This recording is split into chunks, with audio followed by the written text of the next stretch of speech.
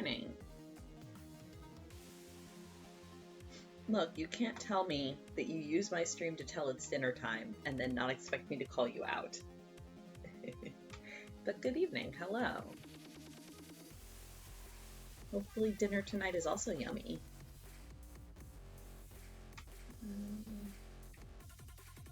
Okay. There we go. So I actually did the thing I said I was gonna, and I figured out what fabric I'm gonna use for this last outline. So we will work on that.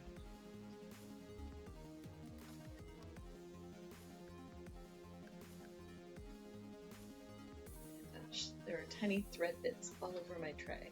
I should probably, like, clean those up at some point. At some point. Let's see.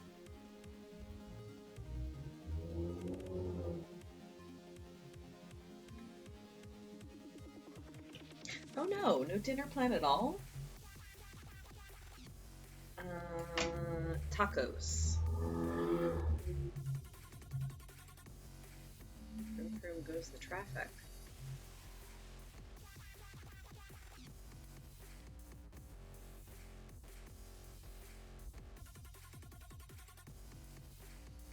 Or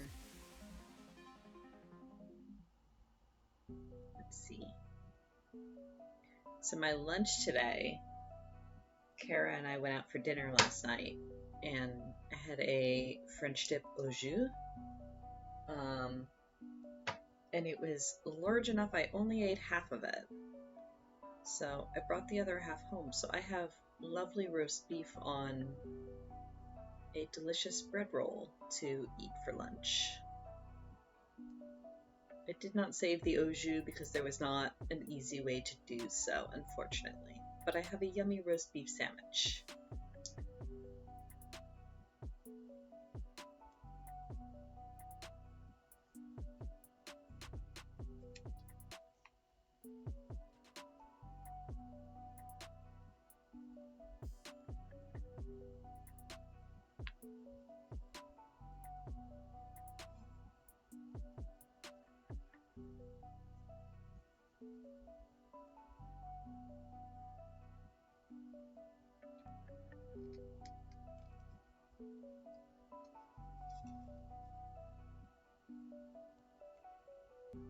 Oh, this thread is going to blend in so much.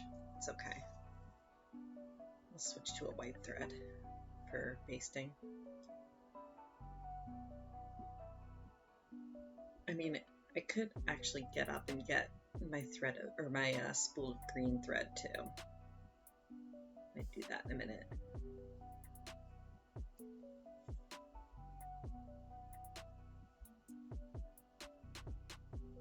Because with this color, I can barely see the basting thread. And I would imagine it is not showing up on camera. Not that it needs to, but it's kind of more fun when it does.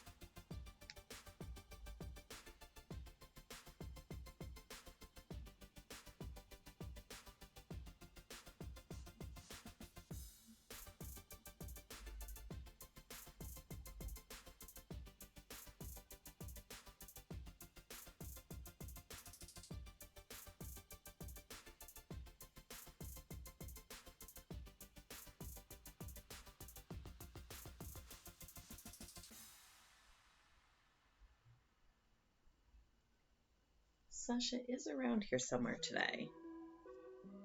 She was actually up here and on my lap a few minutes ago as I was getting everything set up. But then she skedaddled. So she may find her way back.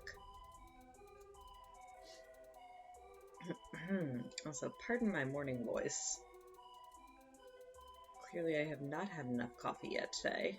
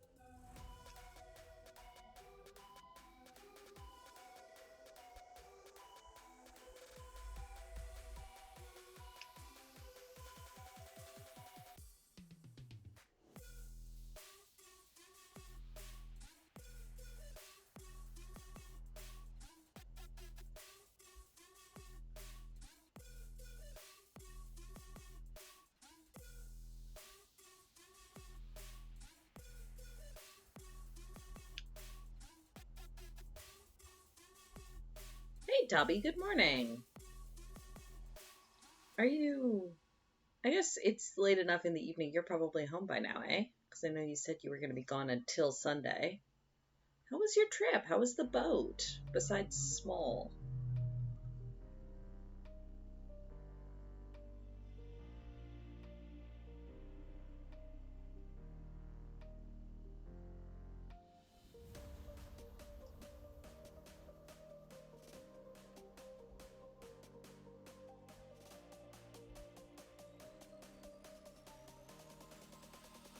Trip was fun. I'm glad.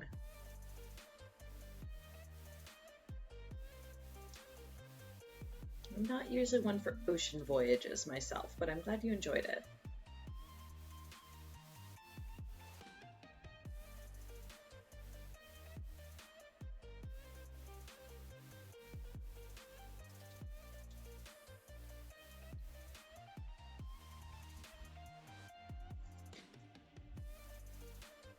Oh, goodness.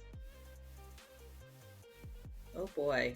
Yeah, that's probably pushing the limits if you said it felt small as 6. My gosh.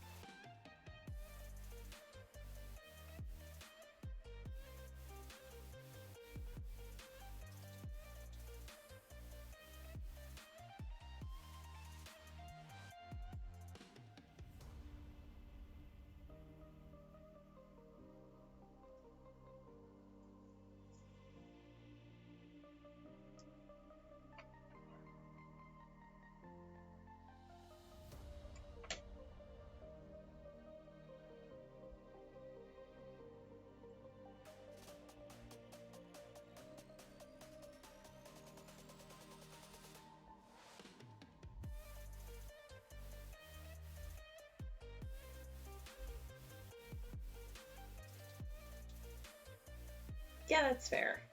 If it's a group of friends or like a family, because like I've definitely been on, family vacations where all 5 of us crammed into one motel room kind of thing. Even when 3 of us were teenagers. You can do it. You can probably cram any number of people into any sort of space, as long as you're all comfy with each other and chill about it.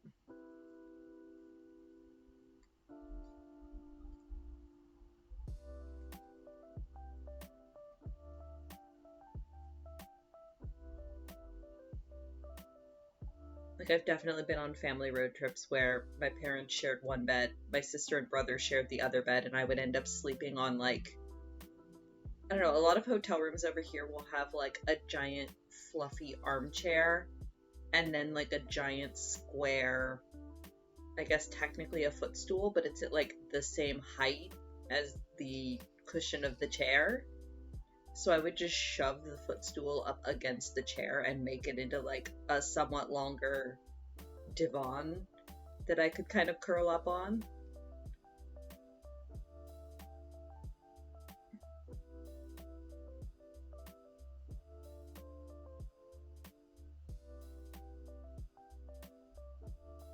It works. For a few nights, you can make anything work. It's no worse than camping. You were just camping on water. It's fine. The boat was your tent.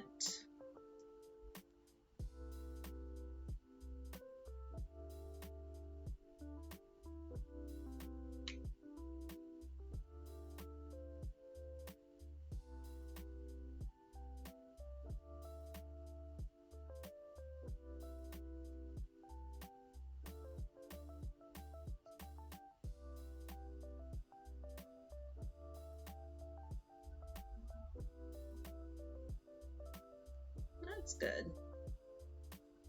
Was it a voyage just to, like, explore and, like, hang out on the water, or were you, like, fishing or something else at the same time? IRL ocean fishing voyage.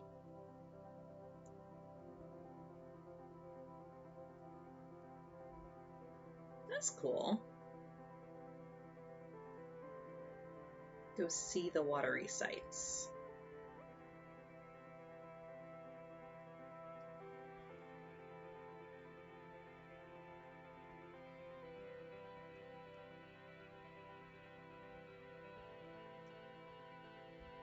Oh, the German seacoast. Oh, that's so cool.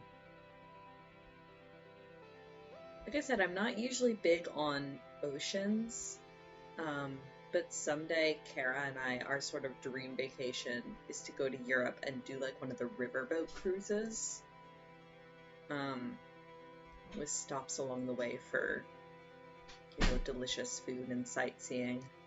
Do like the Rhine River cruise or the Seine.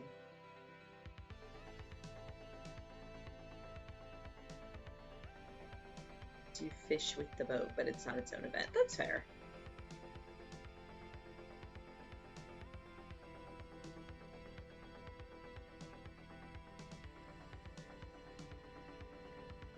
I mean, I'm sure if it's a river cruise made for tourists, it's gonna be, you know, a bit more luxurious.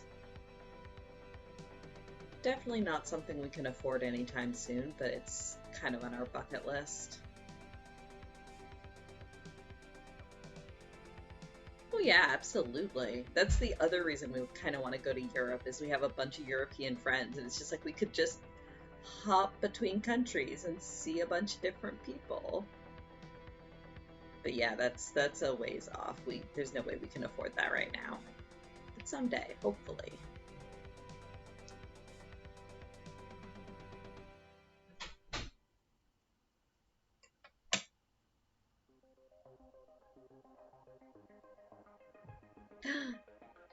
Dragon gets cookies for breakfast. Good morning, Merlin. I am gonna get up and grab my green thread. 1 second.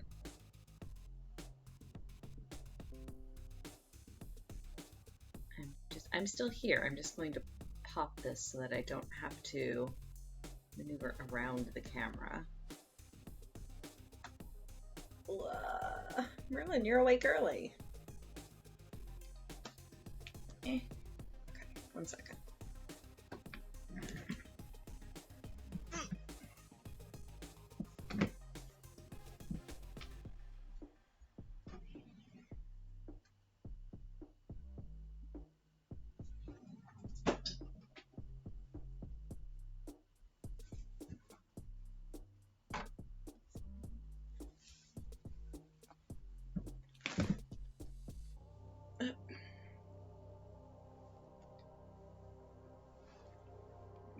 Good thing I changed the camera. I just knocked it with my shoulder. Don't want to make y'all dizzy.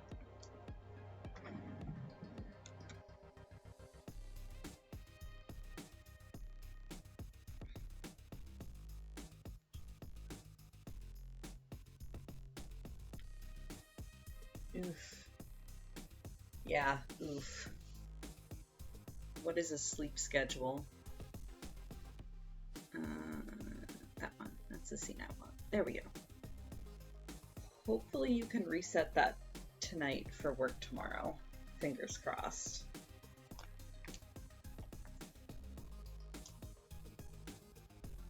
There we go.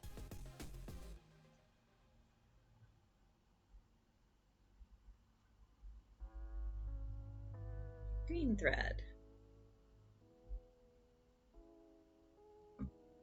Sleep schedule was pretty tightly enforced. Yeah, that makes sense.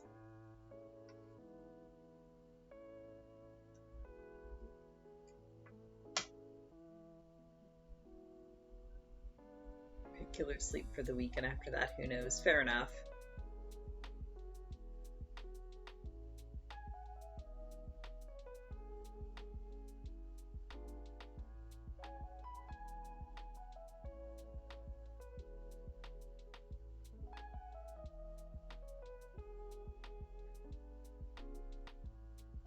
Yeah, I saw you respond to something on Discord at like 10 a.m. and I was like, whoa, Merlin's up already?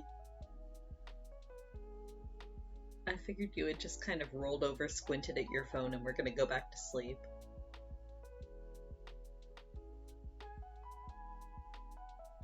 Yeah, that makes sense, Dobby. Also, if you're staying up later than everybody else, then when you finally do go to bed, you're going to be moving around and waking them up, and then everybody's grumpy.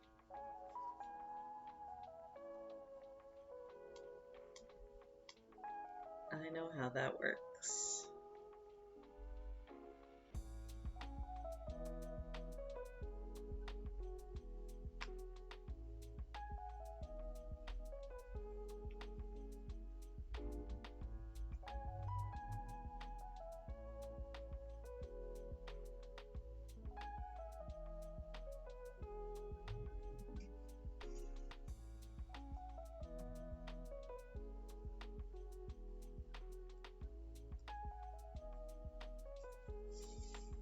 There we go. That's much easier to see.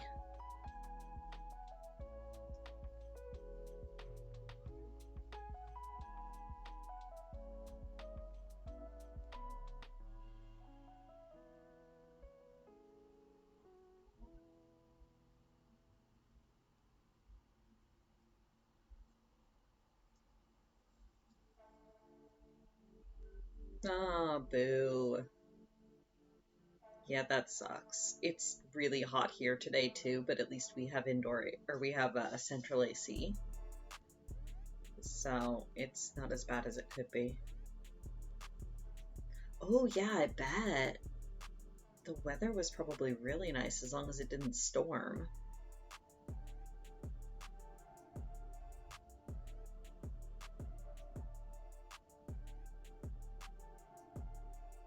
Because let's see, the North German coast, that would be the North Sea? I'm usually pretty good with my European land geography. My European water geography is a lot more hazy.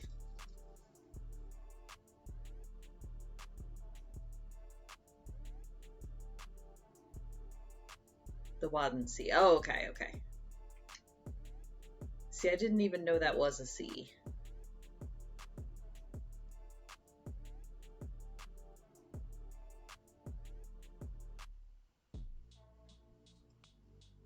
Oh, above the Wadden Sea Islands, you get the North Sea. Okay, okay. Okay, yeah, I can kind of picture that now.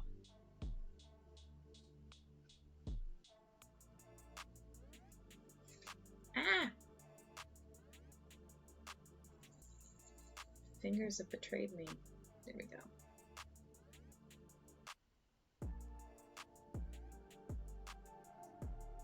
Not insured to go above the islands. Oh, I'm guessing so. Okay. me take a stab at this. I'm guessing that the islands sort of protect you, or protect everything south from the rougher weather, because any weather coming in would break against the islands. But then north of the islands, the sea would get a lot rougher.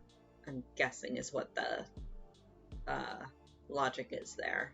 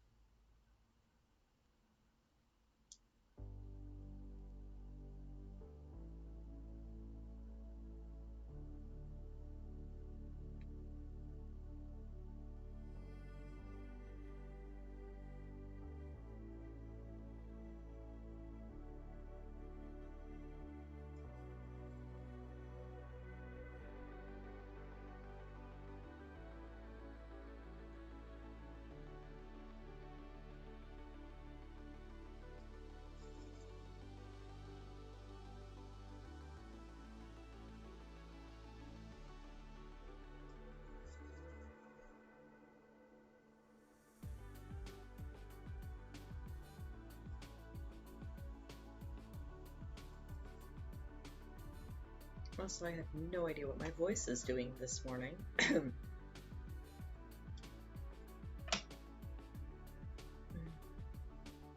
Drink more coffee.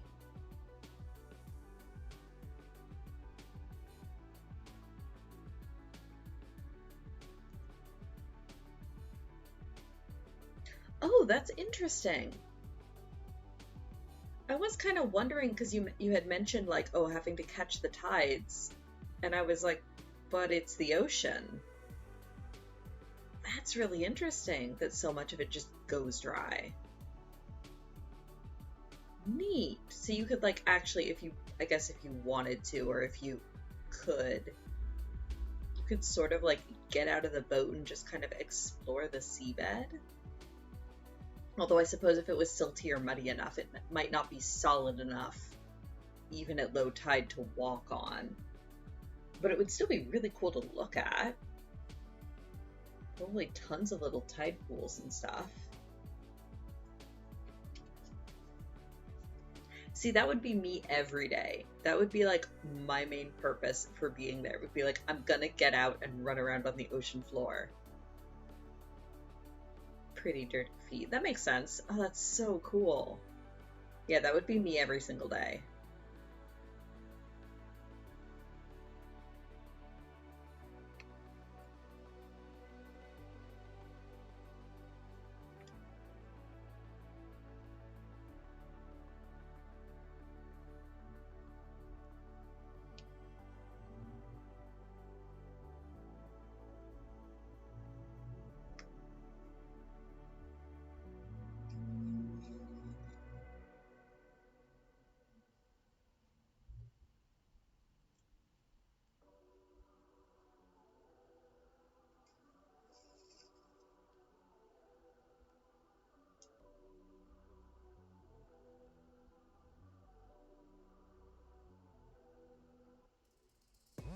That makes sense. Yeah, because once the boat's parked, it's not moving. Ah, it's so cool. Are these like uninhabited islands then? Like still pretty wild? Or is it like just small rural villages type of thing? Or a mix of both? Because I'm thinking it sounds really, really similar. It sounds really similar to the Amakusa Islands that I visited when I was in Japan. Touristy as bus? Oh no. I mean, I guess. Yeah, that would happen. But that could be fun in its own way. Yeah. Sometimes it's fun just to do the tourist thing.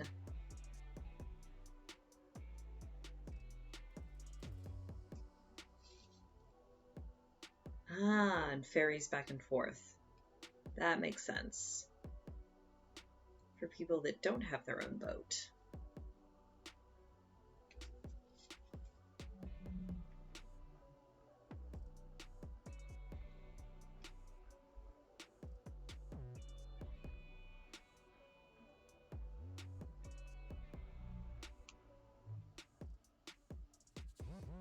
Ooh. Yeah, that sounds wonderful. I'm not usually a huge beer drinker, but I can definitely see the appeal. And if they also offered wine, I would be all over that.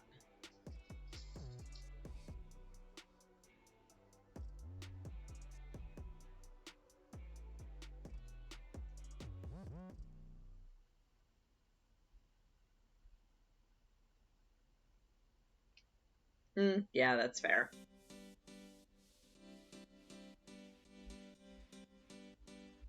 And I just always, and I've tried beer, and I've tried a variety of beer, and I've tried beer that people were like, hey, you should try this beer, it's real good. And I just don't find them enjoyable. I don't like carbonated things anyway. Um, and I just find most beers too bitter. And I guess I'm told that I'm told the hoppy flavor is what I don't like. And I'll take their word for it.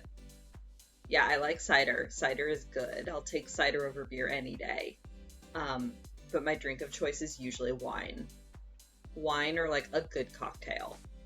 Um, like when I went out to dinner last night, we specifically went to the restaurant that has my favorite cocktail, which is called the Empress, and it is prosecco, lemon juice, and top shelf gin.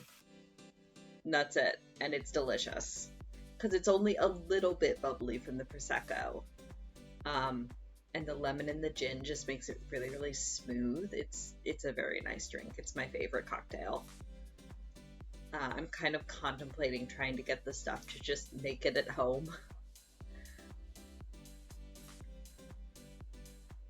And with the I think it's the I don't know if it's the prosecco or the gin that does it, but it comes out this really, really nice like lavender color.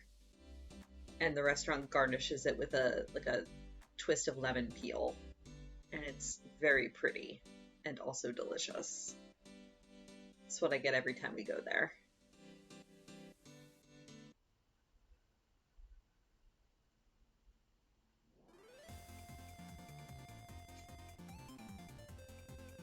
Yeah, I think it is. I think the reason it's called the Empress is I want to say it's Empress brand gin. I should actually look at the menu the next time we go in and see specifically what brand of gin they use. But yeah, it's freaking delicious.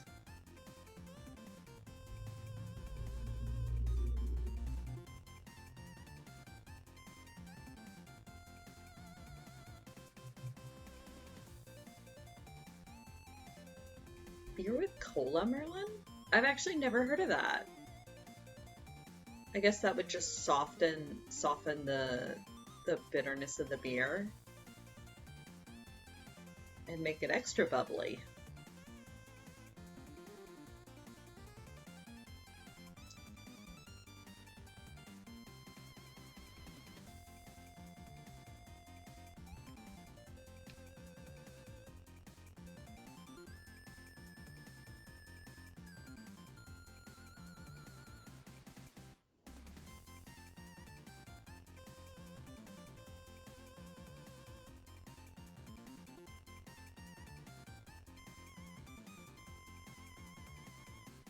Huh, interesting. Yeah, I've never actually heard of mixing beer with a soda, but now that you've said it, that makes sense. I guess it's just because I've always heard beer as being like kind of like wine, where it's just a drink by itself and not usually something that's mixed. Although I have totally mixed my wine with fruit juice and made bastard sangria.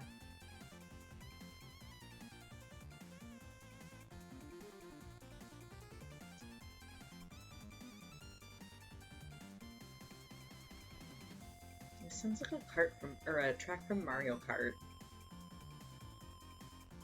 I probably mentioned that the last time it comes on or came on. Ah, I can't speak today. It's too early.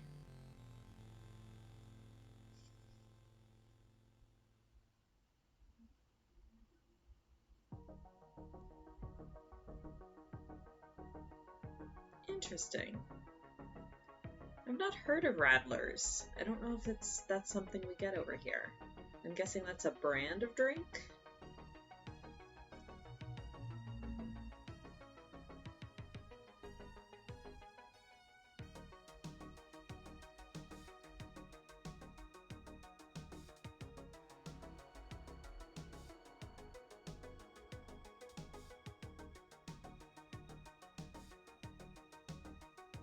Some kind of lemon lime soda.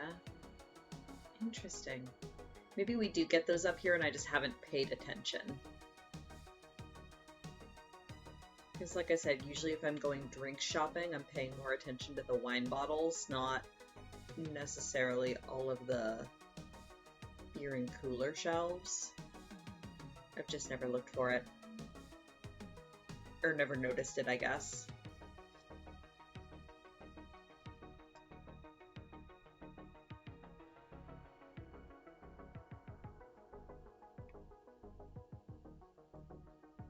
Because if Dobby's got it and Merlin's got it, I'm guessing we probably do have it here. I've just never seen it.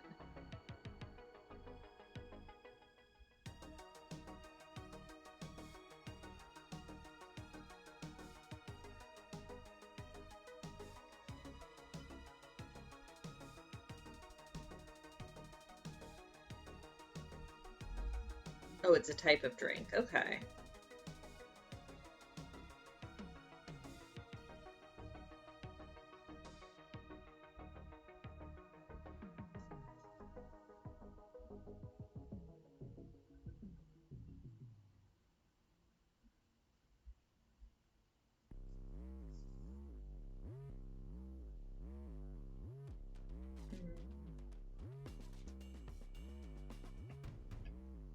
I mean, making your own is valid, and probably somewhat cheaper.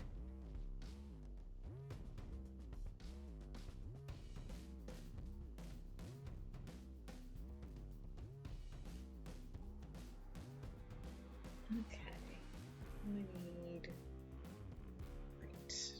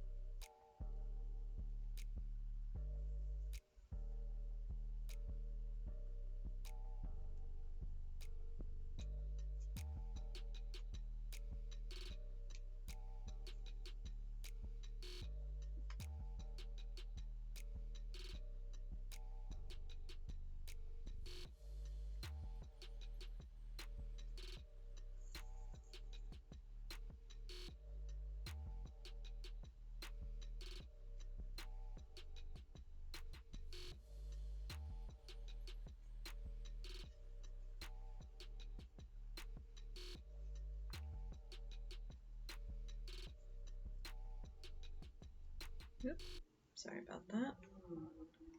Bonked my microphone slightly.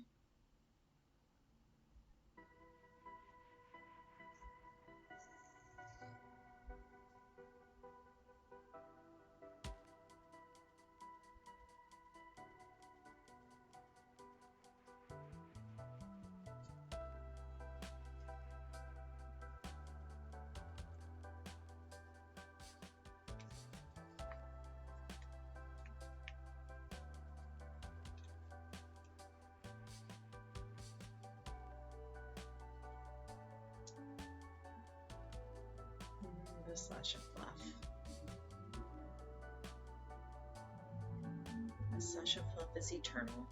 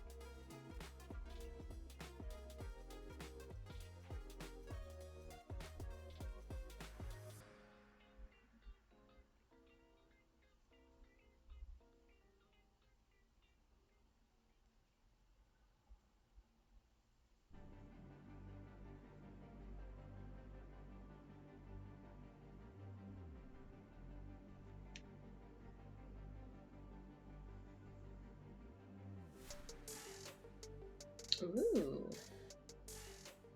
Merlin has redeemed to breed our dragon baby.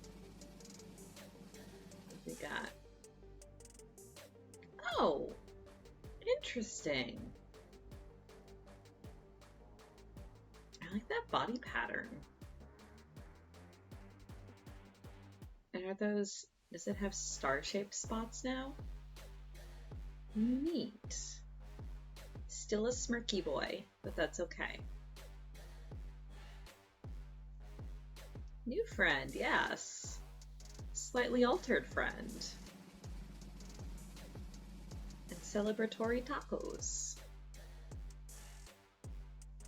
Ah, thread Y. Here we go.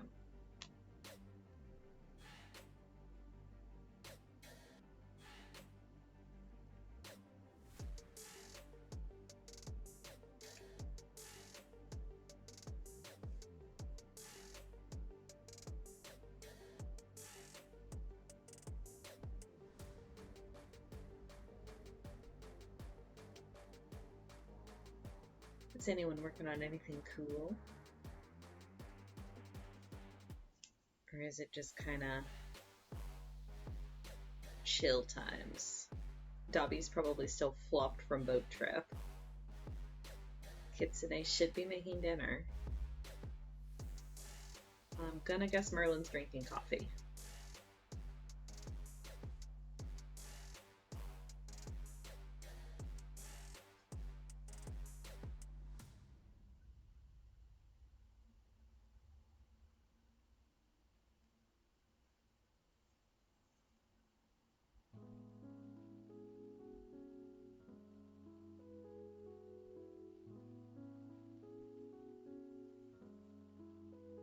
There we go. Oh good, I did remember to tighten that seam. Ooh. Excellent. She is hoping to resume streaming this week. The last couple of weeks have just kind of gotten away from her because work has been ridiculous, and also the internet outage was making our internet hella unstable. But it seems to mostly be back to normal now, so she's hoping to start streaming again tomorrow night. Fingers crossed. Ooh, Path of Exile. I should pick that up again. Because it's one that I would... Like, I've played bits of it. I've picked it up a couple different times and never gotten super far with it. And I don't know why I keep bouncing off of it. Because it's got all the elements that I really like in games. It might just be that I've never poked it at a time when I've had enough time to devote to it to really get into it.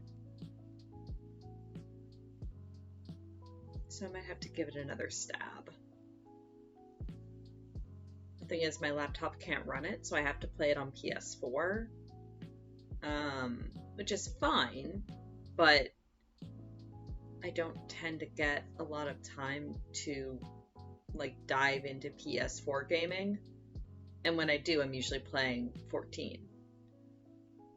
So it might just be that I've not had the time to devote to it. I kind of wish it was available on Switch, because then I would play it a lot more.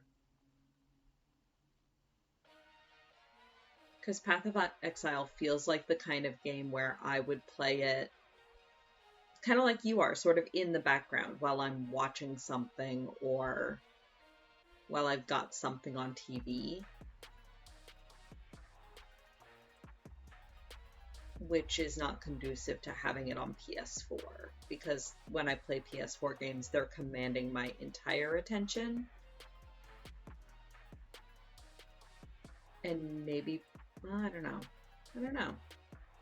I should give it another go.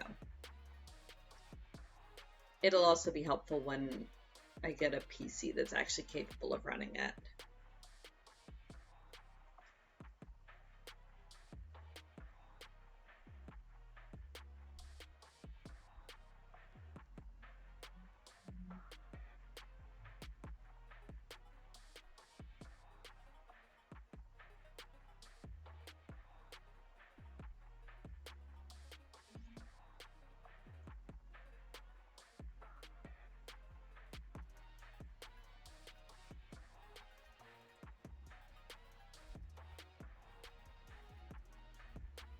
But also, yes, Dobby, you should eat something soon.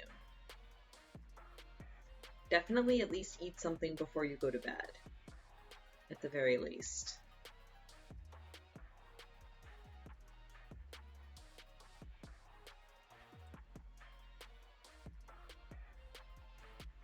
Crafting in 14 and drawing. Excellent. Those are both good things.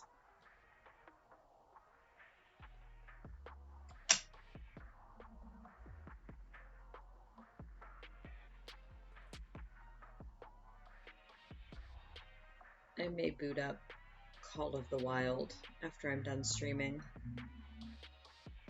Because I kind of feel like just wandering around in the wilderness for a while.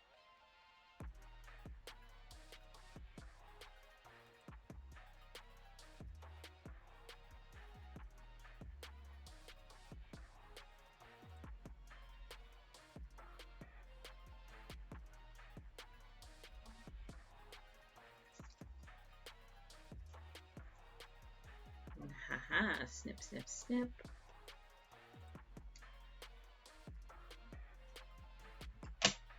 There's something so satisfying about being able to snip the threads and pull the paper out. Tangible progress.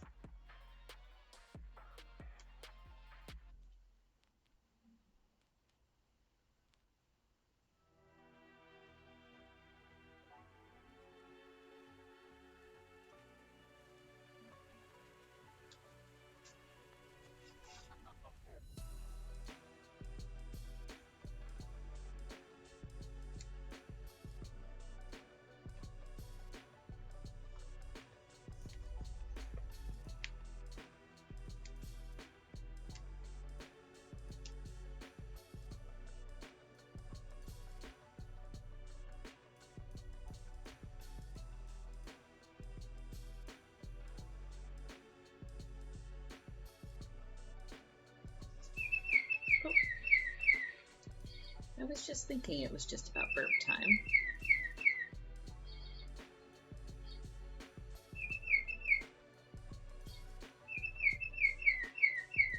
You okay, OBS?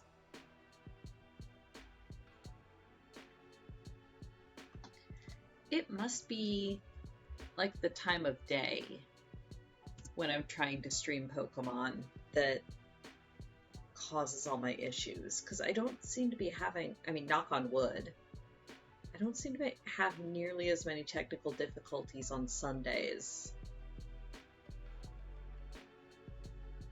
as I do on Tuesdays and Wednesdays. I don't know what it is.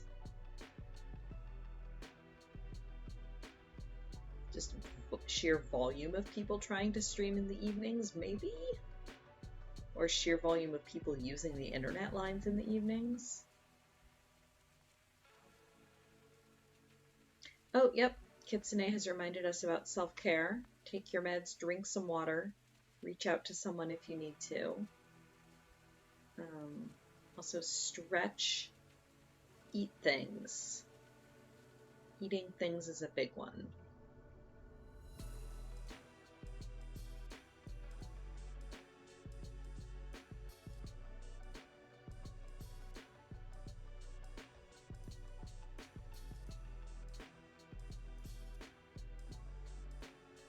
Drink your spine, contemplate water. Oh god, we probably have the bad self-care command in here too, don't we? Because that's also HopeBot.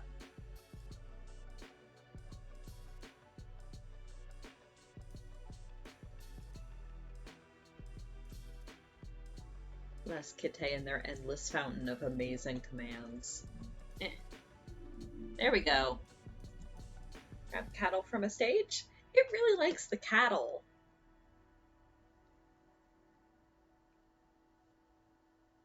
It wants us to handle cattle a lot.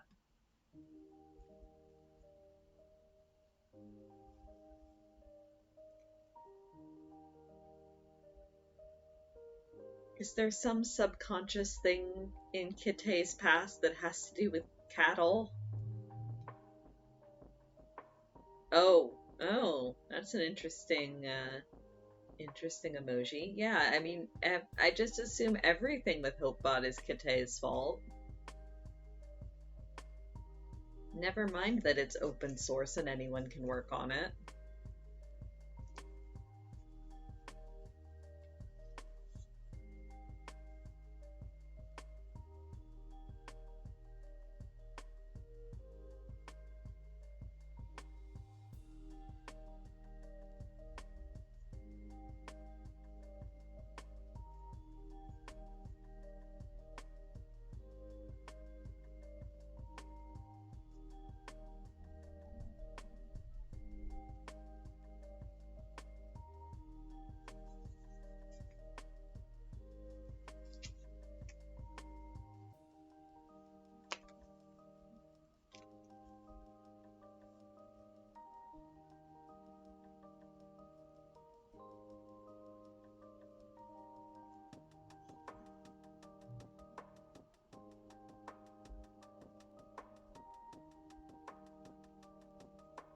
But also, along the vein of self-care, everybody try to stay cool. Like, I know we've all been making fun of the posts going around, giving you very obvious heat tips, but do try to take care.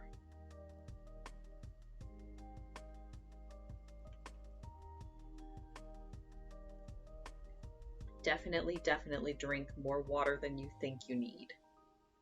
Because when it's hot out, there is not really such thing as too much water. Because you will be losing it, whether you think you are or not.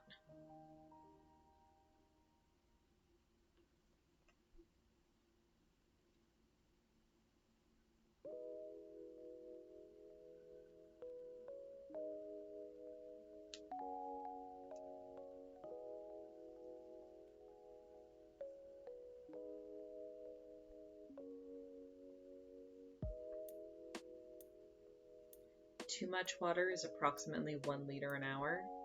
Okay. So drink slightly under 1 liter per hour.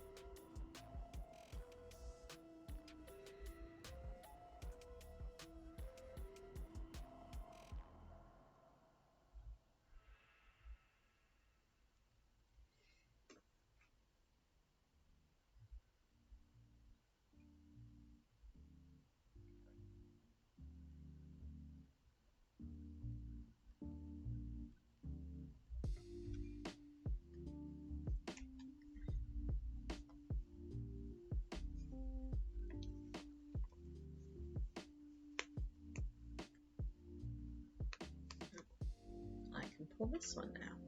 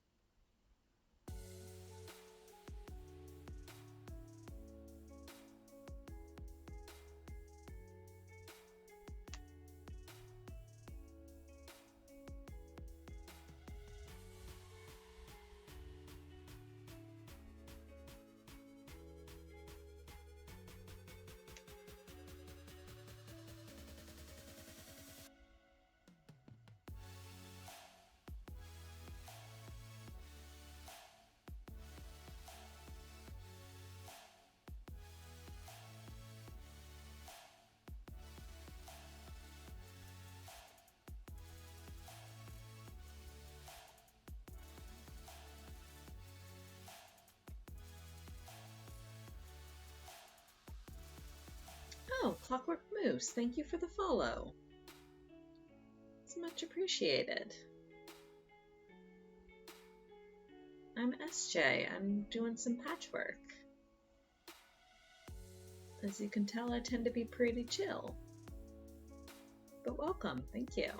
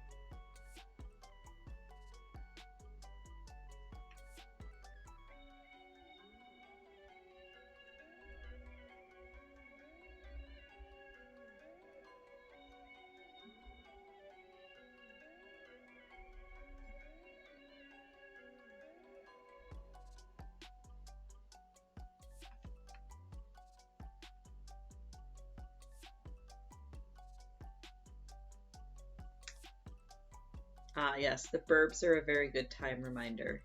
Oh, what's a thread? Pulled pork brisket. Oh, over salad? That sounds so good. That sounds like an excellent dinner. If you hadn't said anything about food by the time the next burbs happened, I was gonna remind you that you should eat a thing. But good, there is food happening.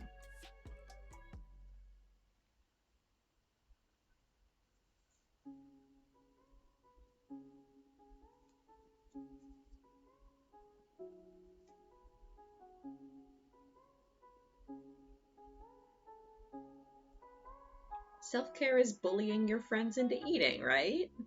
Totally. Just gently mom nagging at them.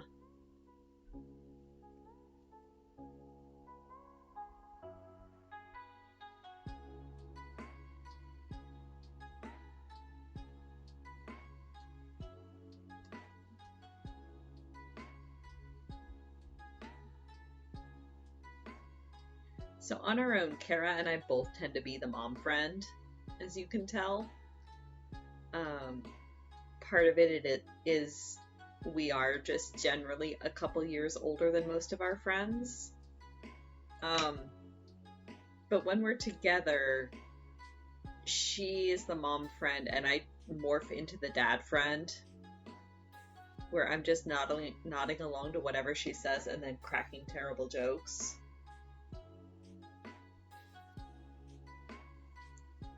Self-care is handing your friend an apple when you're out visiting a museum. Absolutely. But like I very vividly remember back when Kara and I were actively going to cons, and we're going to like three or four a year, because we were working for a comic shop at the time, so we would go to all of the anime cons and work their tables, but then also run around afterwards and do like cosplay events and stuff.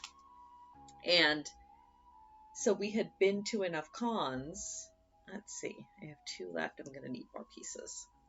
We had been to enough cons that we kind of knew how they went. So we got to the point where we would just habitually be carrying, spare water bottles and protein bars and packages of trail mix and stuff in our shoulder bags. And I remember there was one time we ran across an acquaintance of ours, like, one of those con friends that while you're at the con you're friends, but then you never see them outside of cons kind of thing. But they were in like a full leather cosplay, and it wasn't super hot that day, luckily. But they were young enough that they had done the kid cosplay thing where they had been running around all day and not eaten and probably hadn't been drinking enough. And so it hit like 8 p.m. and we all met up to do a photo shoot, and they were like falling over. Like we could tell they were about to faint. And so Kara and I both went into like full mom mode, and we're like, okay, Regan, sit down, take off your hat. Yes, we know, take off your hat. Here's a water bottle, here's a protein bar. Chill, eat something. Please don't pass out on us. And then they like scarfed 2.5 protein bars and kind of blinked at us, and we're like, oh, I feel much better. And we're like, yeah, you do. Don't not eat for 8 hours. Especially when you're running around in a heavy cosplay.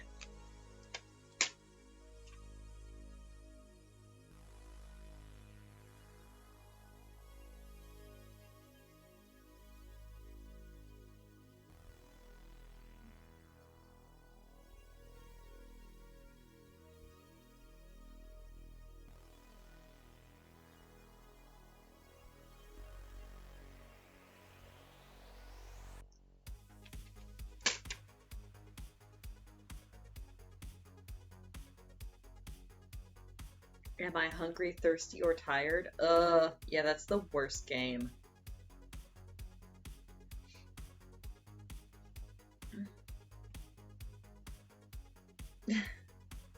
Dobby. Dobby, don't go for it. I mean, I presume you haven't been running around in a heavy cosplay. But still, don't go for 8 hours and not eat something. Hungry, thirsty, tired, or all of the above. Yeah, that's the worst. Or the worst for me, because I am a cis female, is being like, why do I feel like crap? Like, I get really restless, and I'll be like, I don't want to do anything, but I want to do something, but I don't know what I want to do. What the fuck is going on? And then I'll look at the calendar and be like, oh, okay, yeah, that's what's going on. Okay, fine. This is just how it's gonna be for 2 days.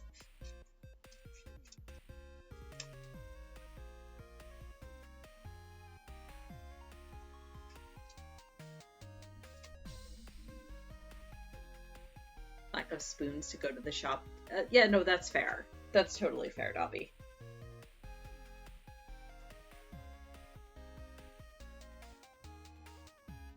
Yep. That's also very fair.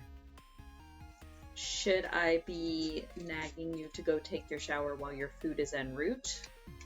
Or will you eat first and then shower? Trust me, I do not mind being the person. Like, Kara and I, oh yeah, spoons, absolutely. So Kara and I both tend to have that problem, especially after we've had like a bad day at work. And sometimes all it takes is like, we'll both be sitting on the couch and I'll just look over at Kara and I'll be like, hey, tell me to go shower. And she'll be like, bitch, go shower. And I'll be like, okay, thank you. Because sometimes all you need is just somebody outside of yourself looking at you and telling your brain to shut up and go do the thing. Don't want to be in the shower when the delivery guy shows up. Yep, that's totally fair. That's why I asked. Eat your food first and then you can go shower.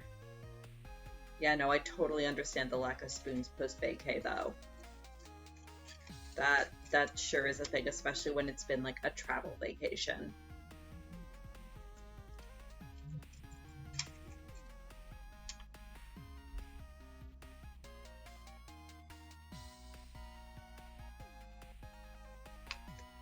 But food is on the way, which is good. Hopefully it will show up promptly. And not be like my shawarma last week, which just disappeared. So I had ordered shawarma last week, and the app had told me, it was like a Friday night, I think. And so the app had told me like, oh, the restaurant needs a little extra time to prepare your dinner. And I'm like, okay, sure, no problem. It's a Friday night. Yeah, nope. Yeah, that's oof. Yeah, that's a mood, Dobby. But yeah, so the restaurant was like, oh, we're gonna need more time to prepare your order. I'm like, okay, no problem. But then like 5 minutes later, the app was like, oh, your food's been picked up. And I was like, oh, that's interesting. I wasn't expecting it that fast, but okay, cool. So I watched the delivery driver drive to my house, watched him kind of circle the block a few times, which is normal because our parking situation is stupid and nobody can ever figure out where to park. And then it popped up saying, oh, your food's been delivered. And I'm like, okay, sweet. So I walk downstairs and there's nothing outside my door. And I'm like, all right, cool. Because sometimes they'll park and like hit the delivered button before they get out of their car and actually deliver it. So I waited for a minute or two. Still nothing. So I walked up and down the row of our townhouses because we live in one of like 4 or 5 identical buildings in a row. So I walked up and down the entire row just in case he had delivered to the wrong number. And he hadn't. There was no food anywhere. So I'm like, okay. So I waited another, at this point it had been like 10 minutes since it said delivered. So I was like, okay, that's long enough. So I contacted the app's customer service and they're really, really good about, oh we're so sorry about that. We'll follow up with the driver, but in the meantime, here's a refund. No no real questions asked so that you can reorder. I'm like, okay, cool, thank you. Um, more pieces, that's what I need. So I reordered my food, and I got it the second time. Still don't know what happened to the first order. But my suspicion is that when the driver got to the restaurant, he had grabbed somebody else's order, but accidentally hit the button to say that he had picked up my order. And so when he then delivered the other order and hit the delivered button, it read it as my order.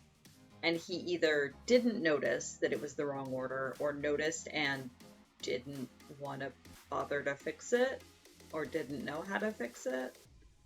I got my food in the end. I was just somewhat puzzled. Somebody out there got free shawarma, I guess?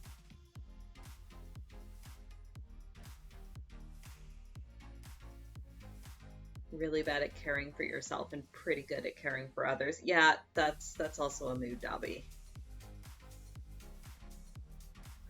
Kara and I are lucky in that, like I said, we can kind of look at each other and go, okay, you need to go do X, Y, Z. Yeah, living alone would definitely make that harder. Which is why I'm willing to be the friend that bullies you if I need to be.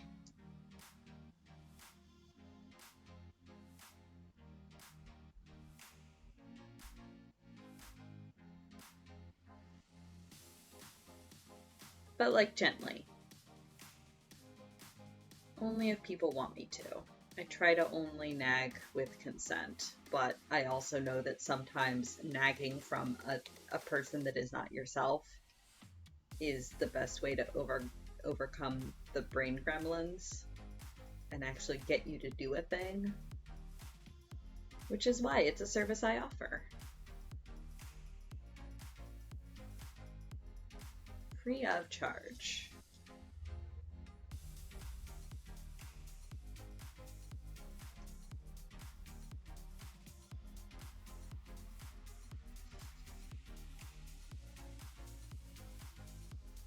What to order? Ooh. Professional nagger. I could put that on my resume. Pizza? Pizza's a good suggestion. I'm always down for like delivery shawarma if you've got a good shawarma place around. I think we've had this discussion though that you don't necessarily have shawarma in your area. Or was it something else? I don't remember. Pizza's a good bet though if you don't have any spoons.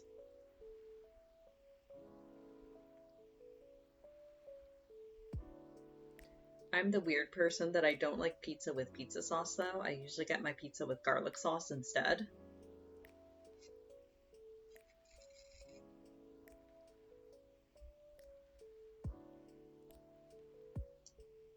Our local place does a really, really good chicken parmesan pizza where it's garlic sauce instead of pizza sauce, and then it's like 3 kinds of cheese, chicken, and onions, and it's so good.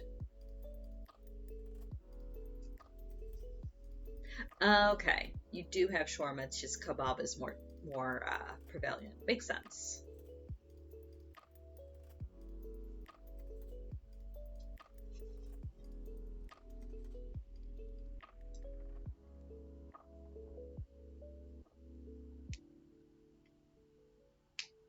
Kebab is also good. Yeah, exactly, like Merlin says. I have to be careful with kebab because I'm allergic to a lot of them, but kebab is good.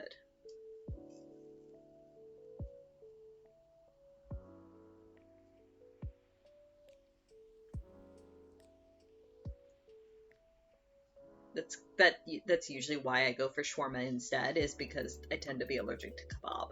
But you do not have that problem. Try to save kebab for drunk food? Oh. Interesting. But also very fair. Do your kebab places also serve like a giant bucket of potatoes slathered in garlic sauce as a side dish? Because that's the best part of shawarma places over here. Like last week when I ordered shawarma, it was definitely with the in mind of I want that giant bucket of potatoes.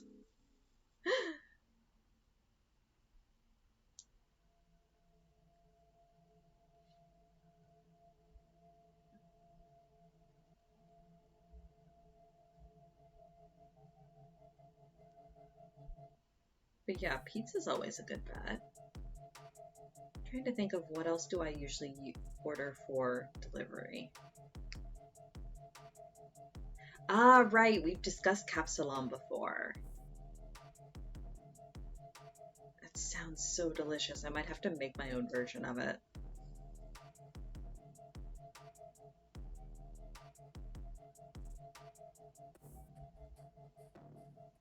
Usually, if we're ordering delivery, it's either pizza, shawarma, burgers, or pho. Pho. There's a really, really good pho place near us that does delivery. And sometimes you just want noodles.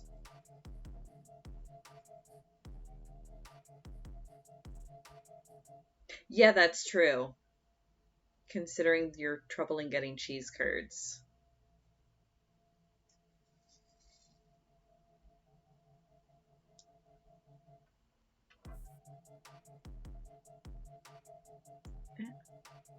There we go.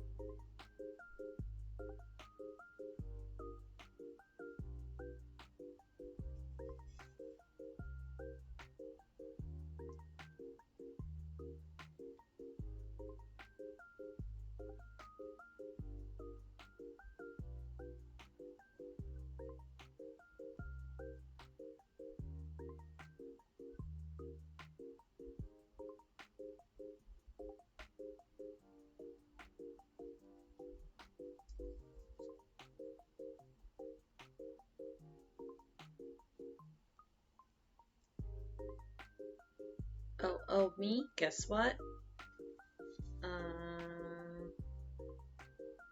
I do not know.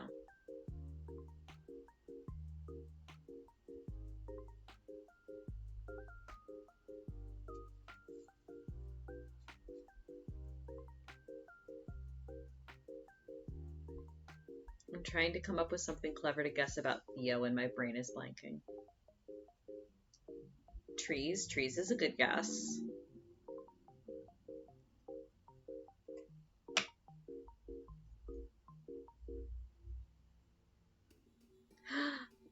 First vacation. Excellent. Where are you gonna travel for it, or are you just gonna like flop in your room and chill for a week? Which is also very valid.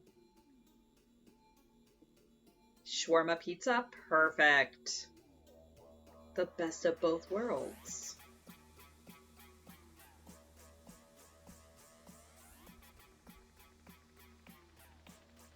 Congrats on vacation. Hopefully, I'm hoping you can at least get away from your house. But I understand that cost is a big factor for that.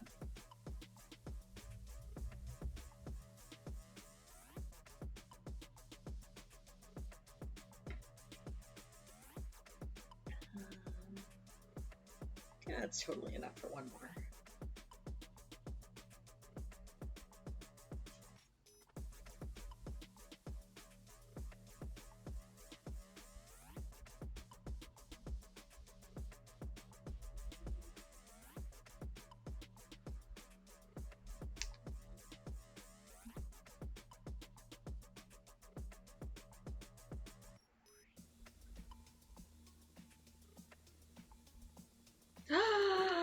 Oh my god! Congrats! Dude! Enjoy that.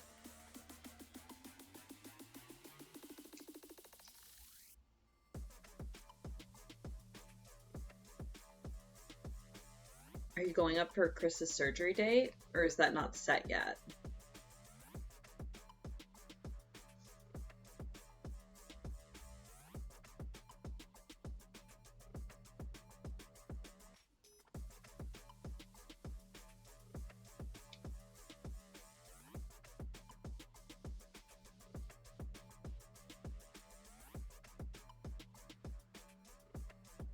For your birthday? Ooh! Excellent! Enjoy that. Oh yeah, because that'll be this winter, eh? Nice! Congrats! Yeah, that's fair.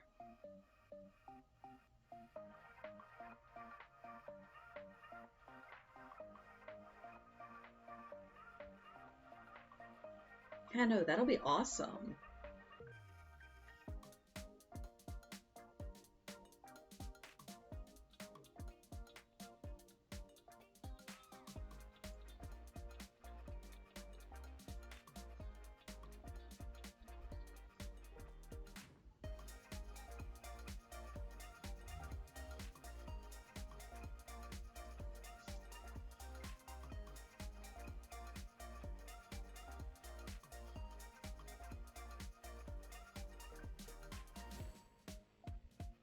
I can totally get the rest of the way around this hexagon. Come on, thread.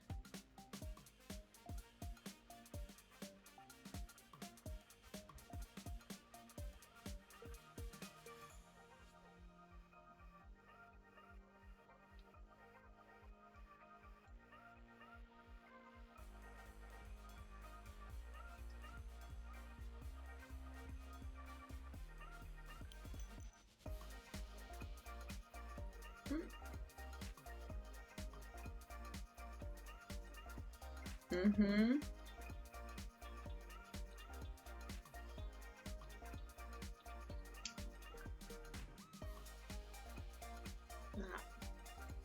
Thread's so short I'm having to stick the needle in my mouth because it won't reach over to my magnet. Extreme thread chicken. This is fine.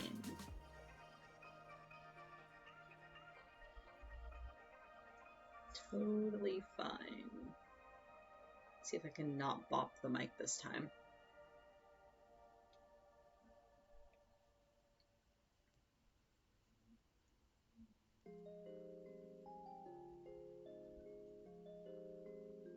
Blah.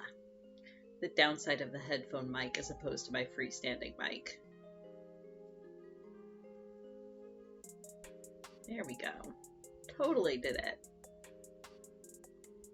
Got there.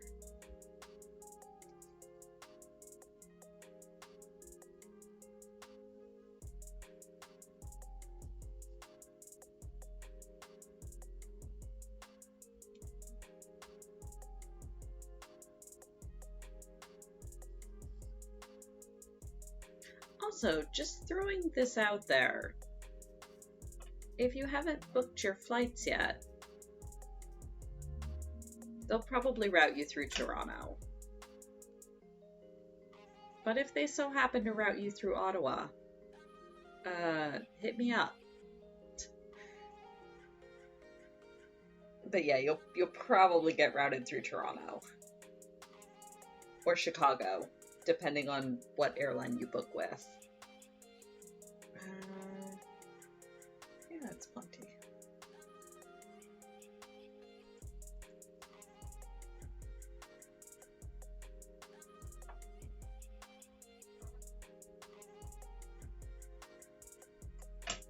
Montreal? Really? Interesting. Huh. I mean, yeah, their airport's pretty big, but weird. Okay, then.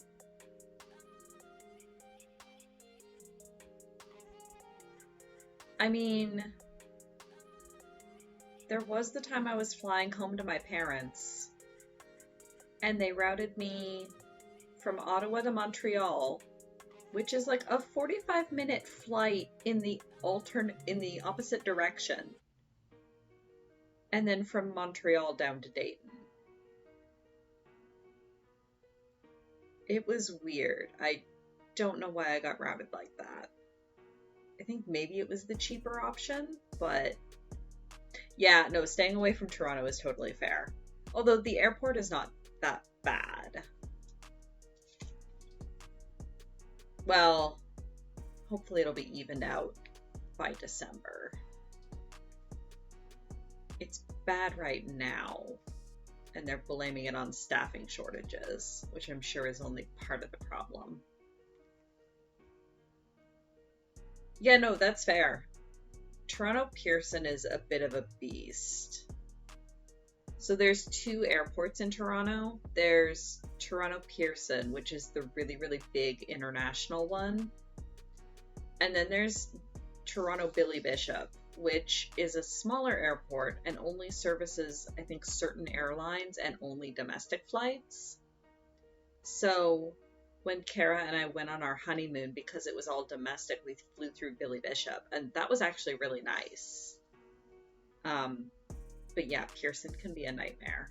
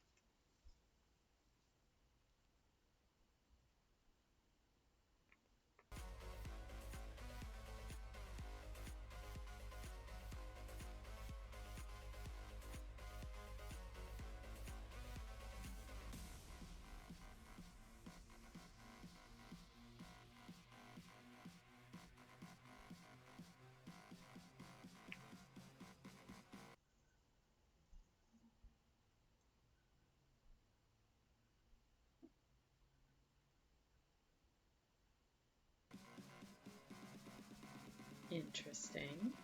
You okay, Spotify?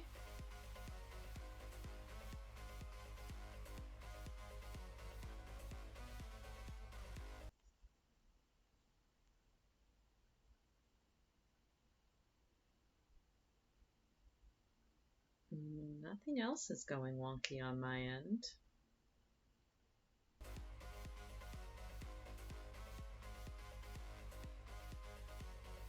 Oh no, I lied.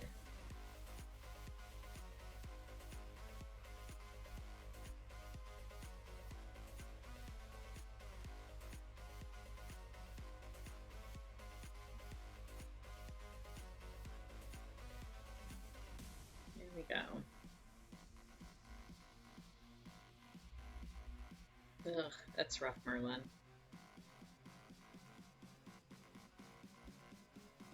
Ooh, yeah.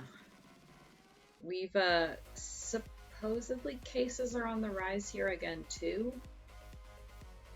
But, like, nobody's bothering to test anymore. Or don't have tests to test with. So, who knows? Is kind of the attitude that seems to be prevalent up here.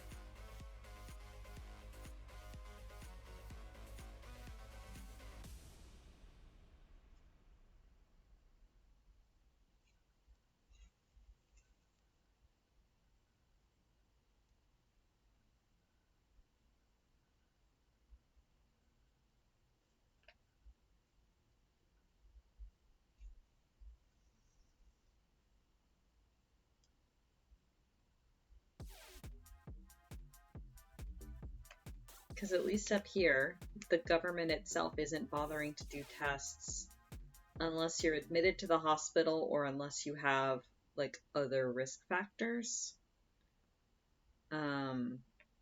Otherwise, they've been handing out like rapid tests, and it's just kind of on you. It's on you to test, and if you test positive, I don't even think there's anyone to report it to.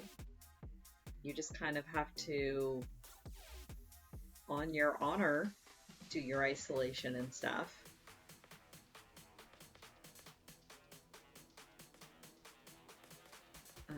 Yeah, and nobody's masking anymore. Even on public transit yesterday when I went downtown, there were very few people masking. Me being one of them. Yeah, no, it's a mess.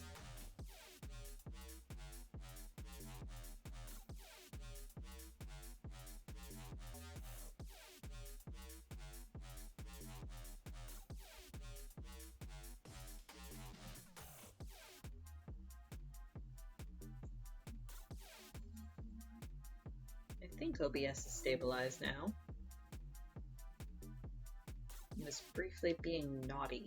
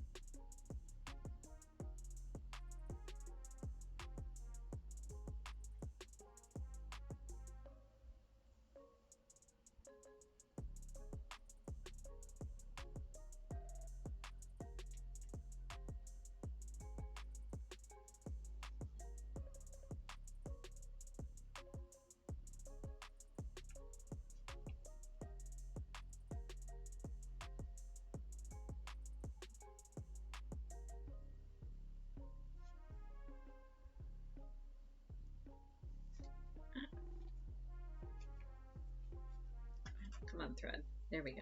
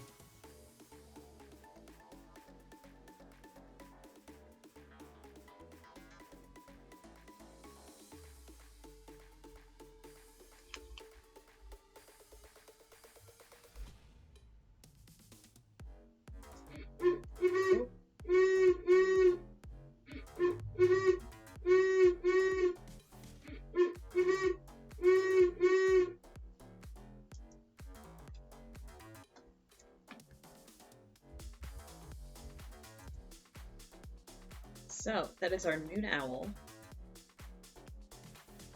with good timing. I just finished that scene. Ah, come back, Thimble.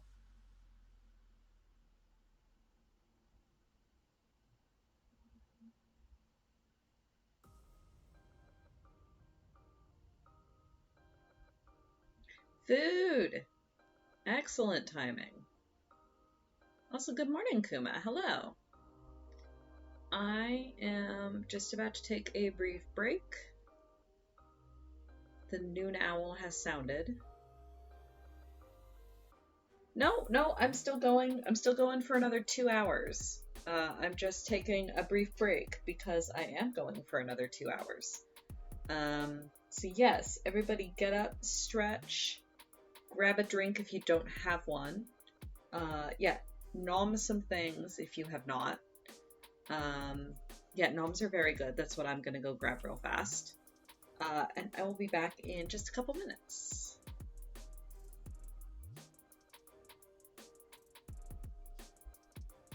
If OBS lets me change scenes.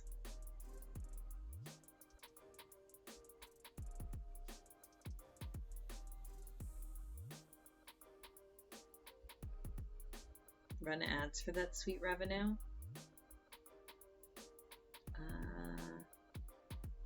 If I remember how to run an ad.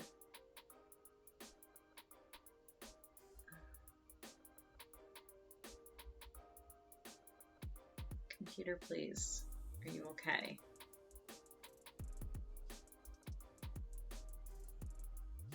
Computer, please.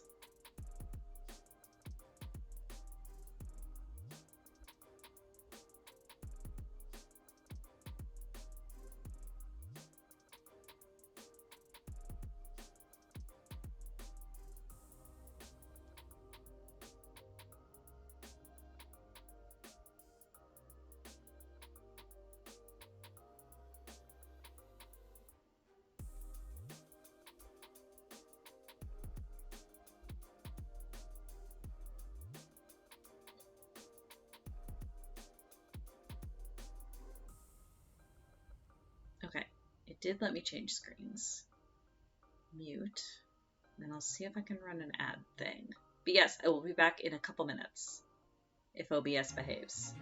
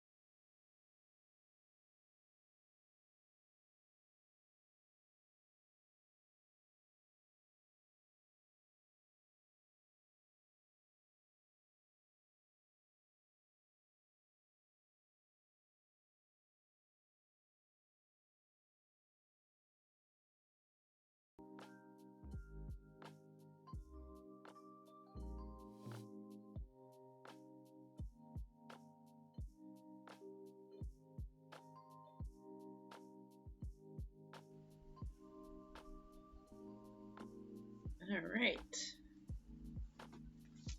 I'm back. I have nommed. I have stretched. I have gotten a glass of juice for further hydration. And I have patted Sasha to remind her that I exist. She's currently curled up. We have like a little end table that's set right underneath her, or right underneath a window. And it's got, we've put a fleece blanket down. And she loves it. So she is currently curled up in her window seat. You return with food.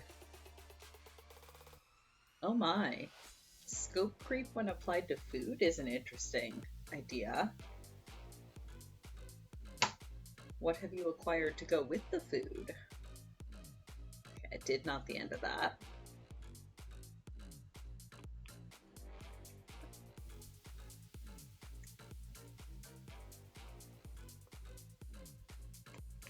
Oh, and I can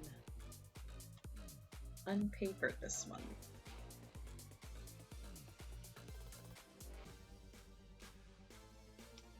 But yes, food is good. Food for all.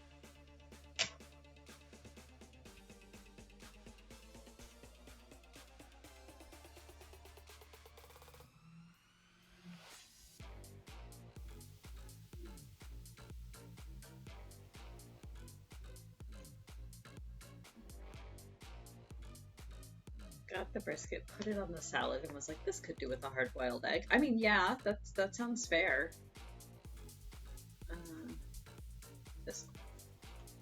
Many things are improved with a hard-boiled egg. Just my personal opinion.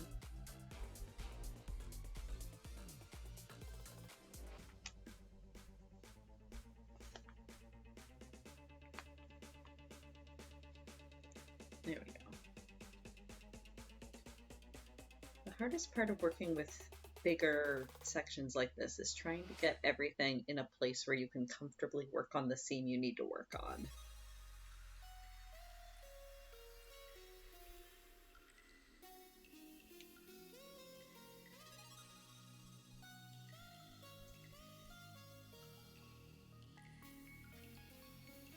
Subsequently, okay, I have to ask how.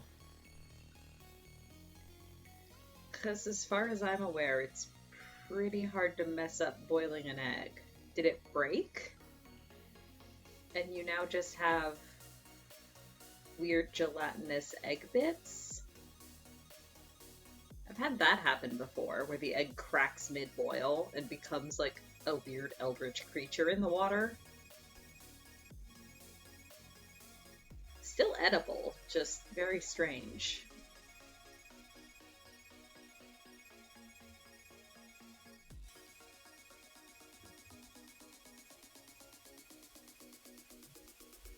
Oh, yeah. Yeah, that'll do it. Eggs explode. Yeah, I usually, when I'm making like egg salad or something, which is usually when I'm boiling eggs, is I'll add all the eggs to the water first and then bring it up to a boil. But I suppose if you already had boiling water from something else. But yeah, dropping a cold egg, or even just like a room temperature egg into hot water will do that.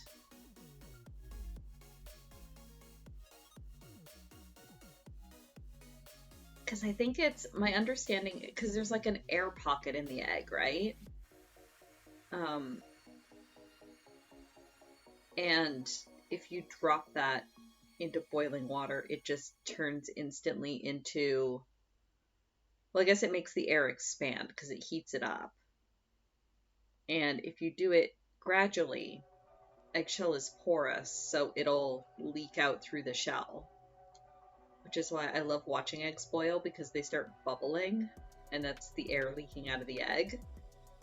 But if you do it all at once, the air pocket expands too fast, and then it cracks the shell.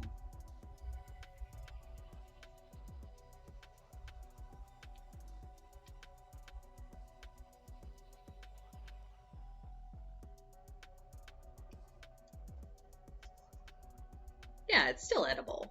Absolutely still edible. Just a little tentacly.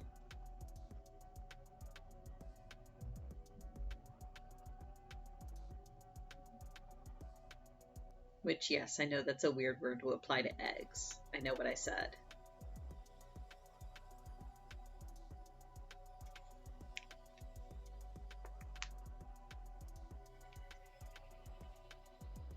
Come on, Patches. Here we go. Line thyself up for easy stitching.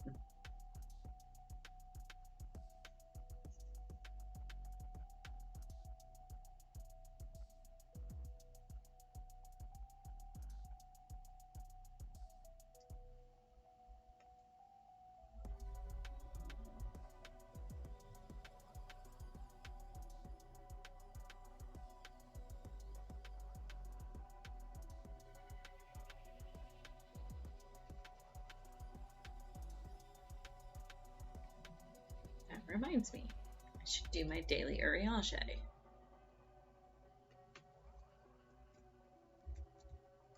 Over the last two expansions, uriage has literally legitimately become my favorite scion. I might have been DMing the bot to give me a daily uriage. Oh, that's a good one. Once more. That's the shortest uriage quote I've ever seen. Good going, Hopebot.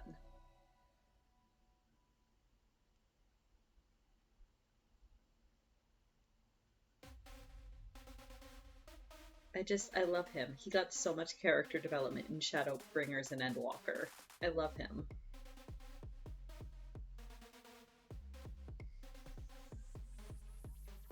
Once more. Also, I'm pretty sure that is just a legit uriage quote. I'm sure he says that at some point.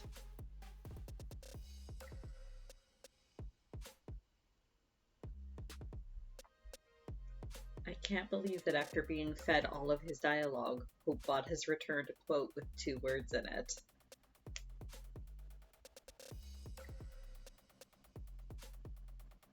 Oh, yeah, okay. That's fair, Dobby. That probably is the shortest uriage quote. Fair point.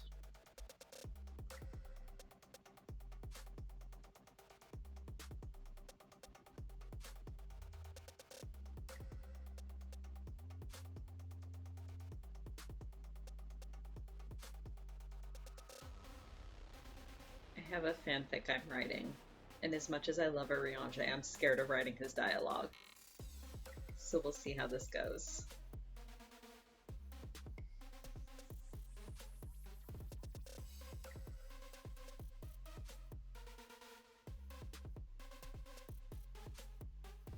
Your taste in fictional mem?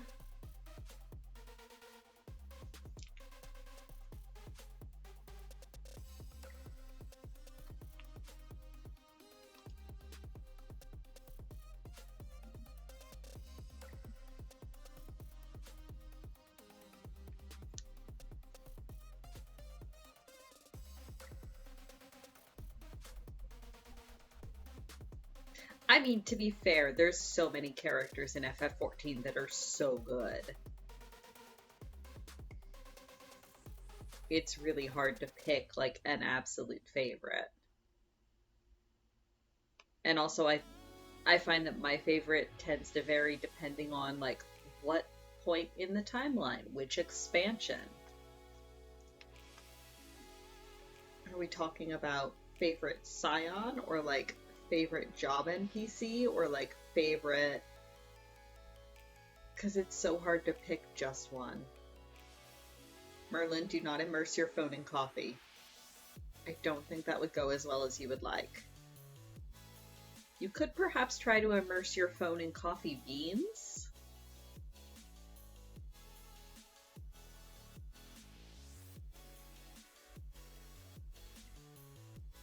Like, yeah, like you'll notice I quantified that uriage is now my favorite scion. It's so hard to pick just a favorite NPC out of all of them.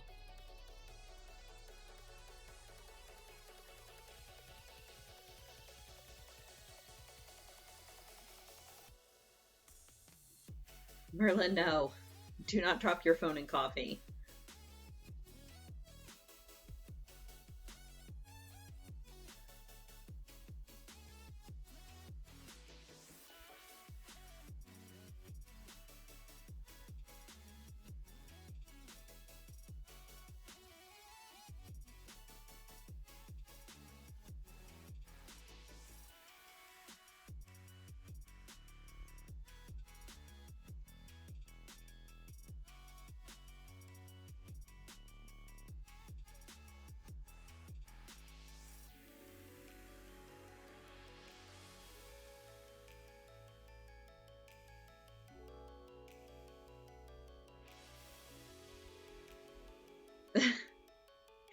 Merlin.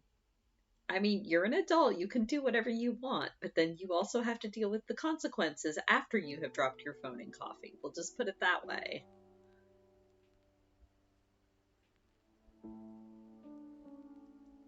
Oh, is this how you feel when chat's talking about fire? Lol.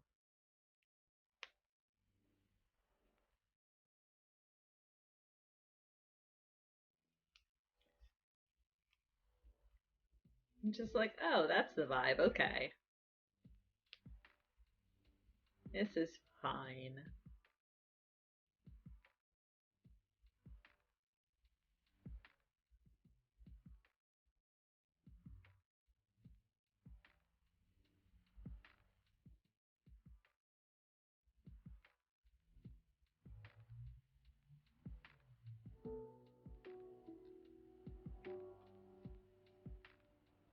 Have to say, I'm surprised Kuma didn't pop a board game arena on me while I was off on break.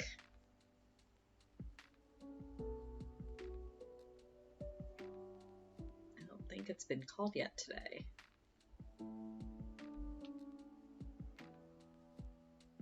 See, the difficulty with that command is it has to be spelled correctly. I think it's S-A-I-E.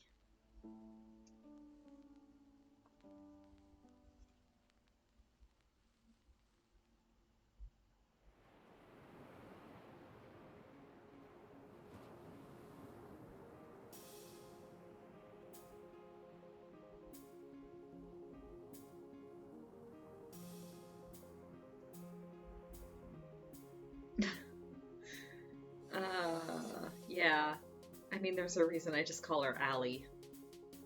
There we go. Merlin got it. The Guards of Symbols. The Guards of Symbols what, Allie?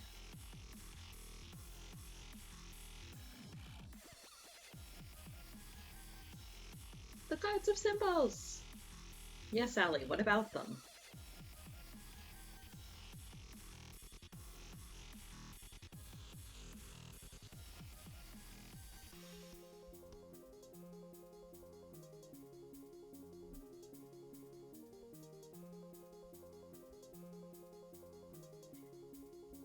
Yeah, the second I. Alizai.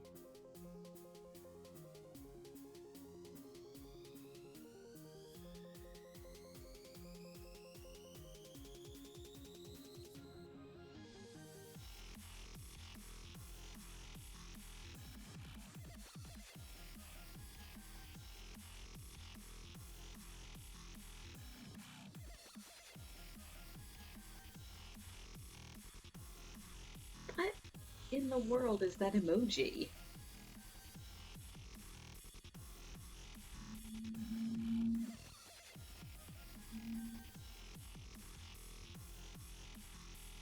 Can't even tell.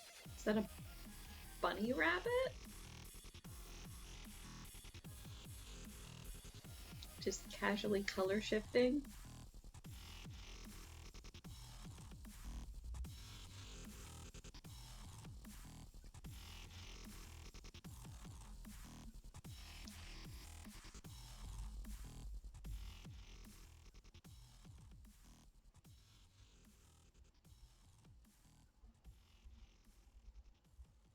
Okay, hang on. I have to get closer to my screen. Oh! Okay. Precious. Sorry, pardon the close-up view of my back. It's a Vieira vibing to music. Okay. Once I got closer, I could see the little bangs and things. I love the color shifting on it. That's precious.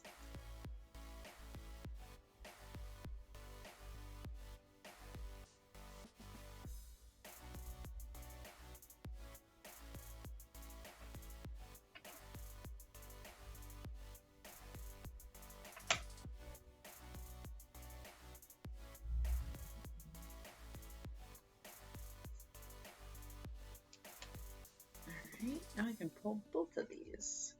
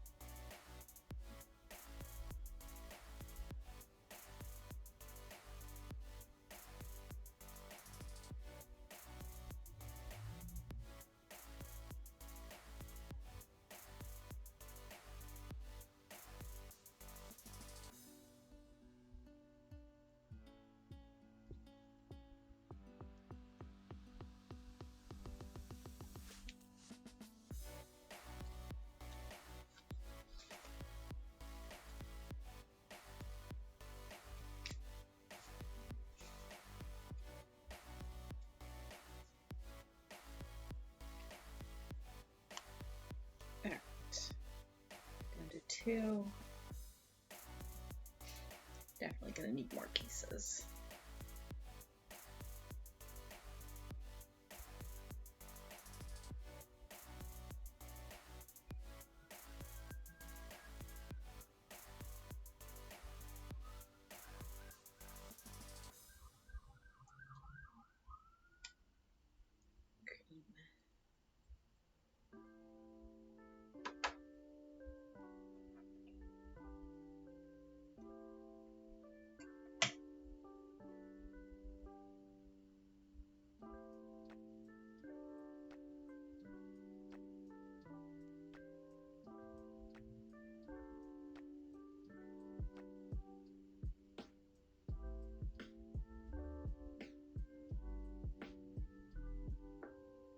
Oh no, go right ahead.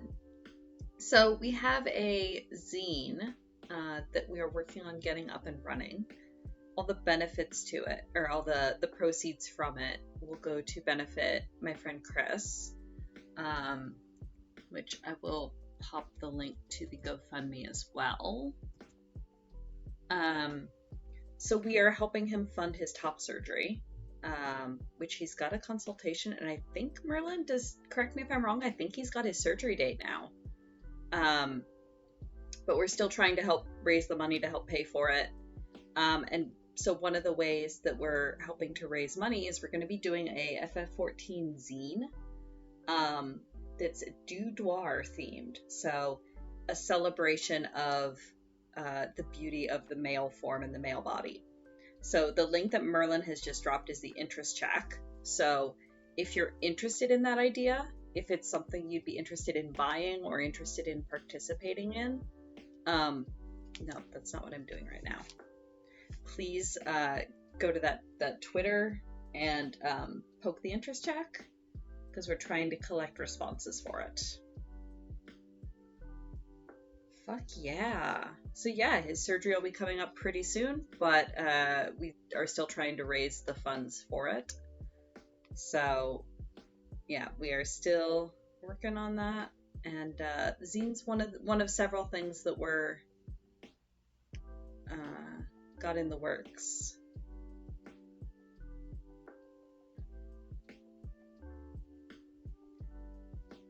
Yes, yep, guest artists. I know there's artists that are offering commissions in exchange for donations. I have some charms that are going to be going live. I keep saying this week, but possibly actually this week because I'm in the final stages of doing the first batch. I'm actually hoping to get those finished up this afternoon. Well, onto the last stage this afternoon. They're looking really cool. So that's also a thing. But yeah, there's some real neat stuff going on. That reminds me, my next paycheck, I wanted to commission Deb for some things. Or for a thing. In exchange for donation.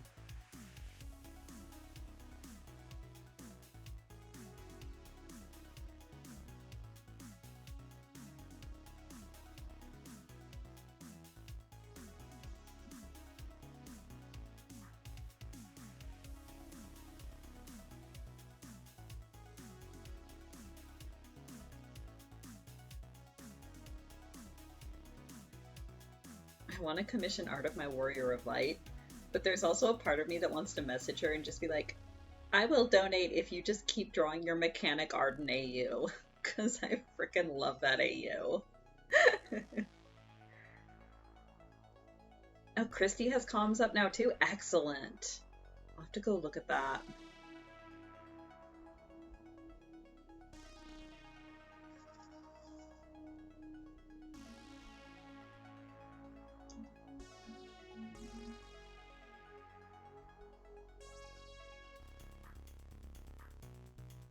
But I also like really want art of my Warrior of Light in her style, so I'll probably do that first. But yeah, I freaking love her mechanic Arden. He's fantastic. I just love AU Ardens. Oh my god, yes. We should. Christy, enable our ships.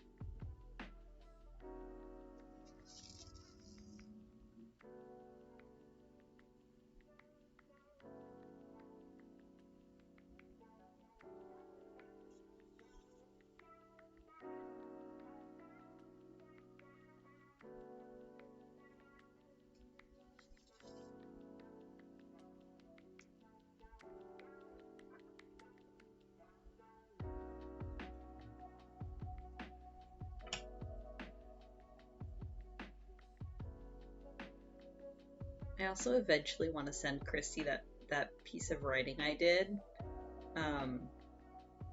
But I know that you're wanting to keep Gareth's whole deal a little bit more of a secret. Also, I don't know how anyone else feels. Like, I don't know if anyone else cares about Farron getting closure as much as I do. Considering he's my character, of course.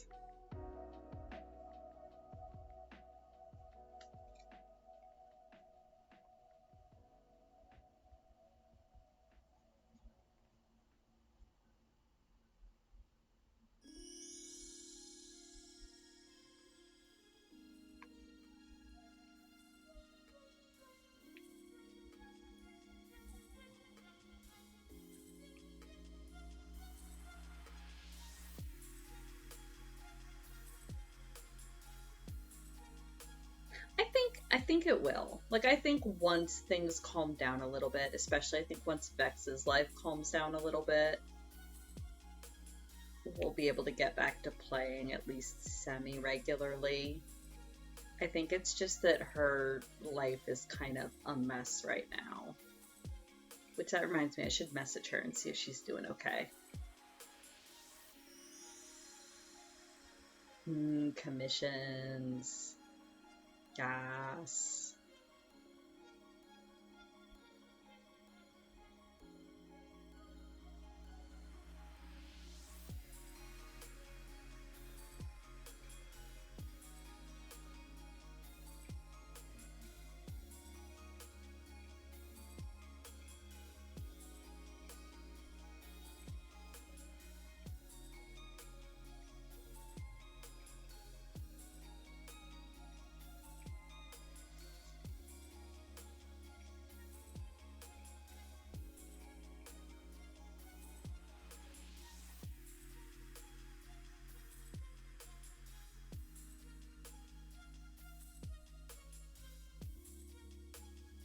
Yeah, and I know the time zones definitely don't help either. And the fact that she works so much on top of all of her health problems and everything else that's going on.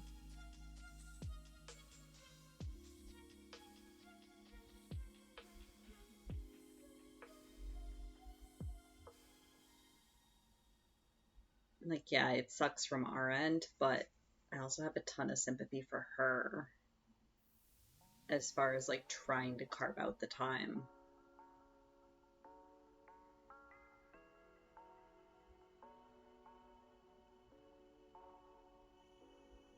Oh no.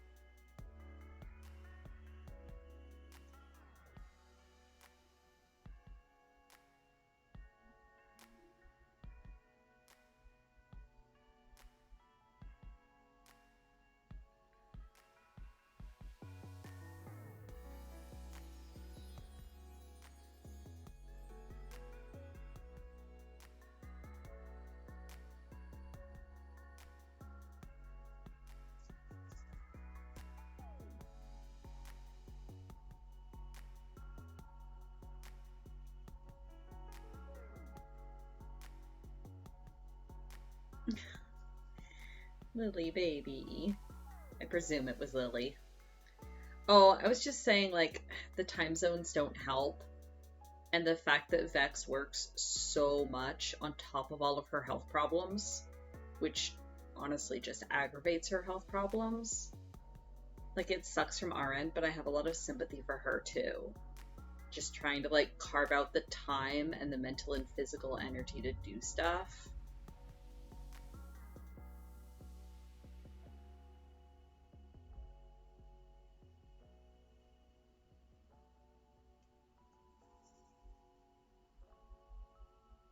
But also the fact that she's had, what, like 2 grandparents pass away in the past 6 months also definitely doesn't help.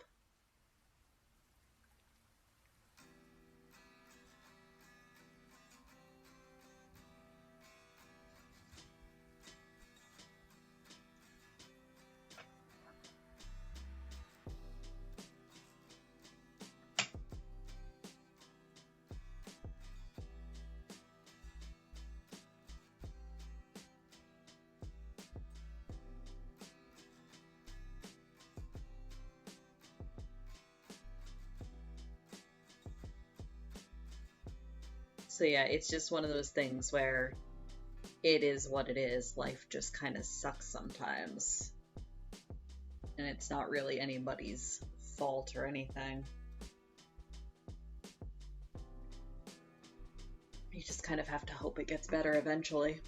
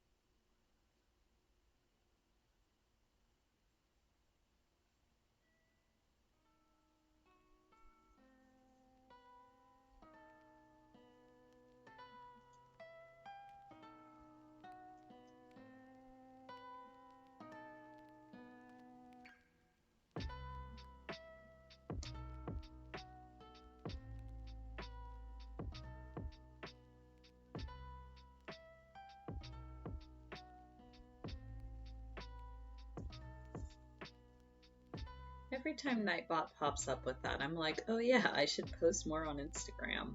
Oops.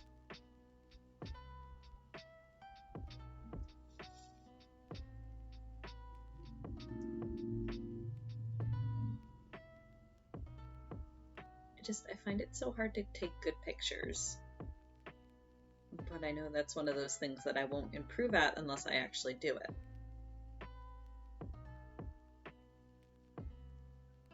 Aha, excellent, thank you. That is the commission document.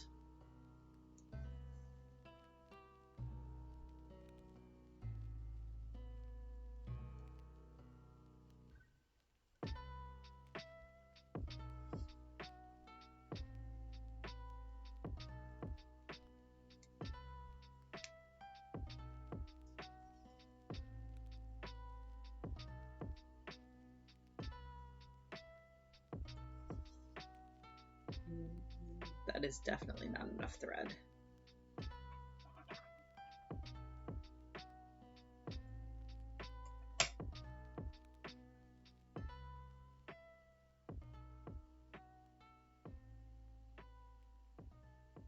Not enough thread for anything useful anyway. Okay, white.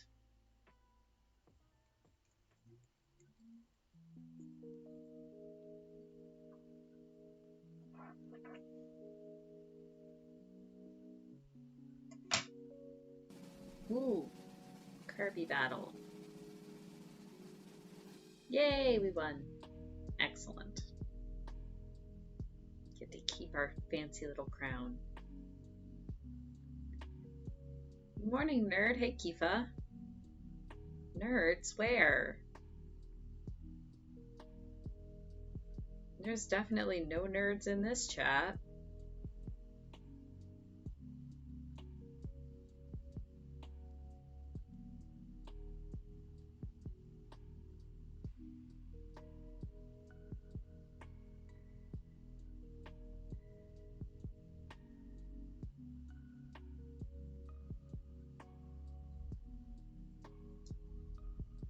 Alright, let's see if I can wrangle this around to where I need it.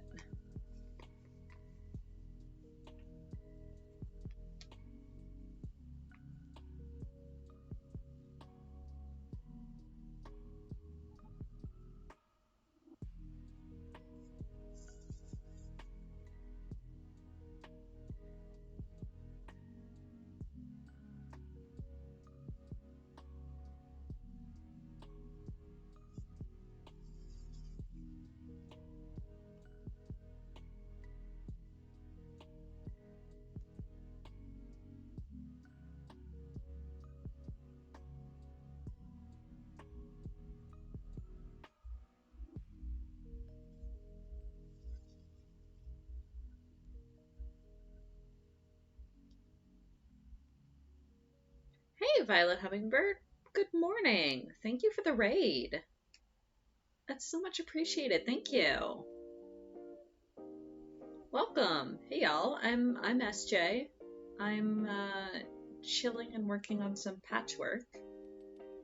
But yeah, welcome. What were you working on this morning?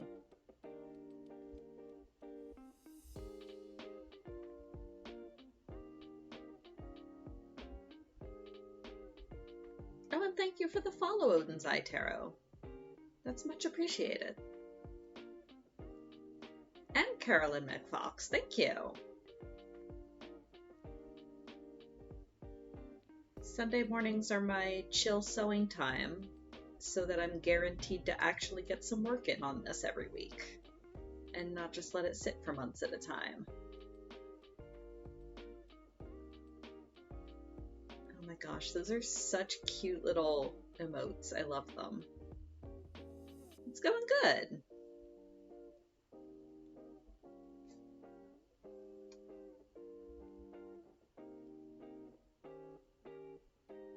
Just working on the outline to one of these big star blocks.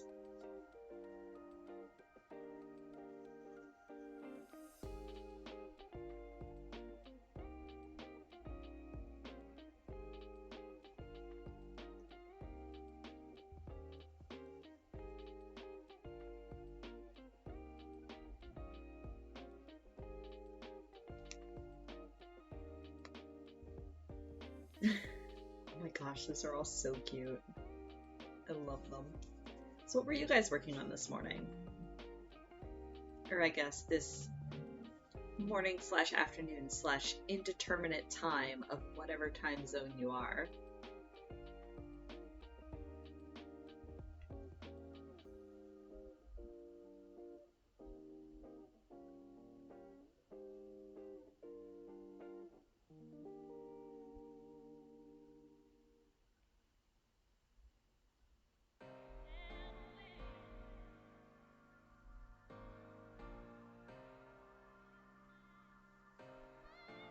Alright. Pivot the patchwork.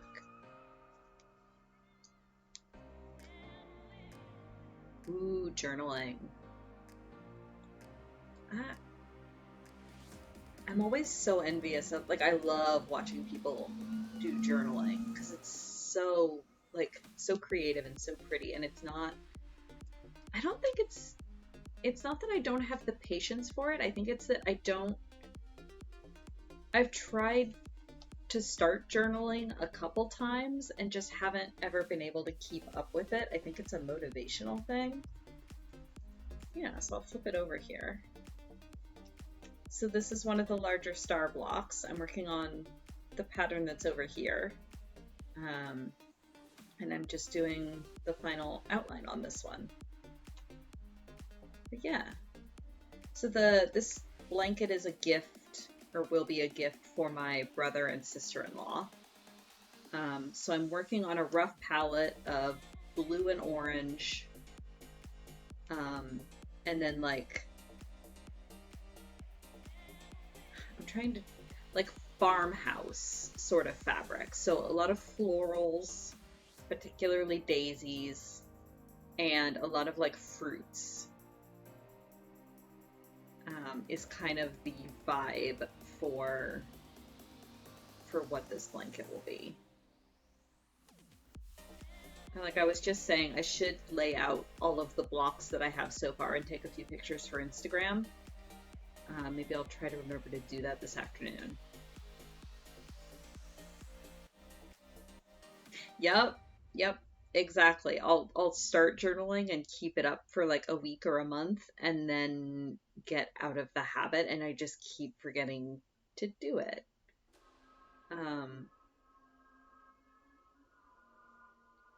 But as for like meditation, like in a way, hand sewing kind of fulfills that for me, especially when I'm doing it not on stream, because the motions of the stitching and such, I find it very soothing and very meditative. That's part of why I like hand sewing so much.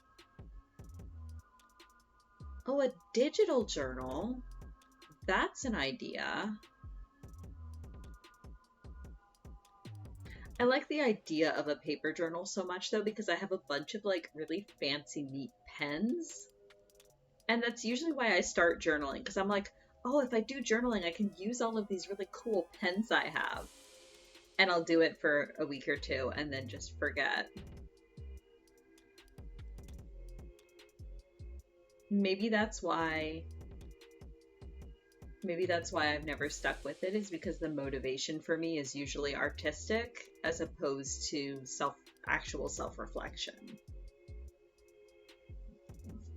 No, pardon me. I usually start journaling because I want to make it look cool, not because I want to do it for myself, if that makes sense. Although art is its own end, but that's probably why I haven't been able to stick with it.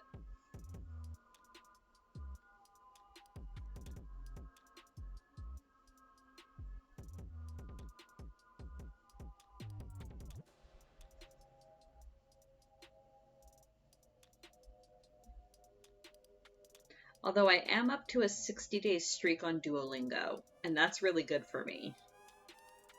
So we'll see if that manages to hold my attention.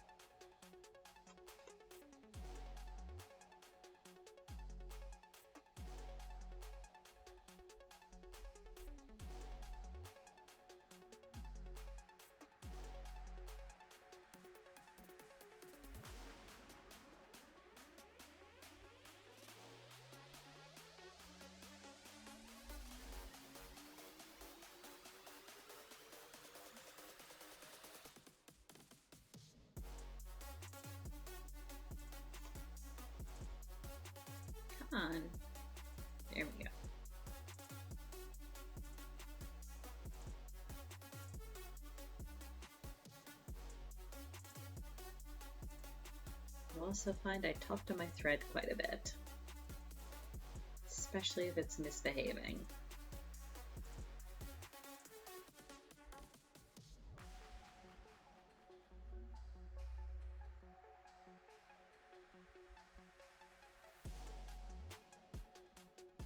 Is it like an app that you use to journal, Merlin? Or is it just you open up a Word document and go? Because I've looked at a couple journaling apps on my phone. I should actually give that a try, because I might be able to stick with that a little bit better. Because then I think I can get into the habit of, like, right before bed, do my Duolingo like I have been doing, and then flip to the other app and do my journaling, and maybe I can stick with it that way. Notion. Okay. Yeah, I'll have to look that up. Yeah, I talk to my thread a lot. Just stop that. Or, hey, get back here. Phone, iPad, and computer. Okay, yeah, I'll definitely look into that.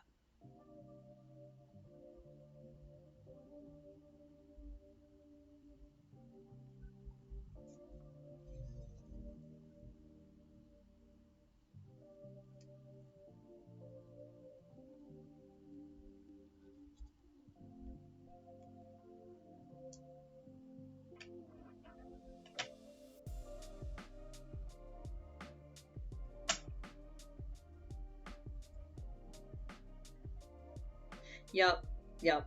I mean, I definitely do the thing where I talk to the cat a lot, but I think a lot of people do that. I also talk to inanimate objects quite a bit.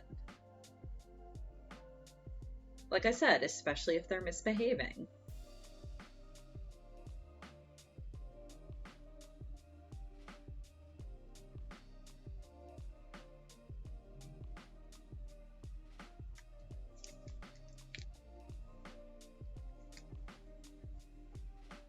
Oh, I can pull this paper. Excellent.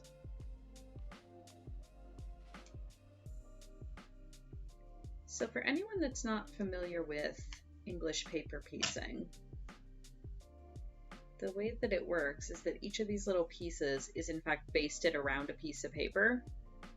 And then once I get it secured on all sides like this, I can snip the basting and pull the paper out of the back, because now it's all secured.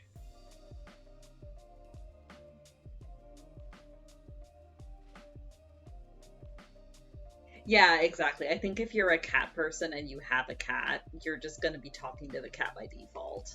I think that's how it works.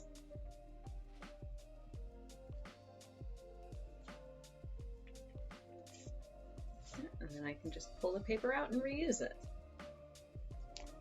Ta-da! Okay.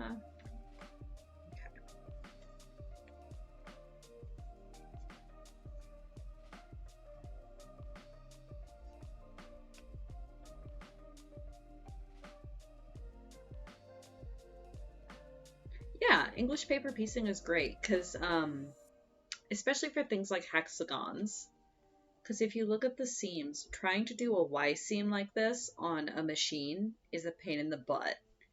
It's just much, much easier to do it by hand. And like I said, I find hand sewing very meditative and very relaxing anyway.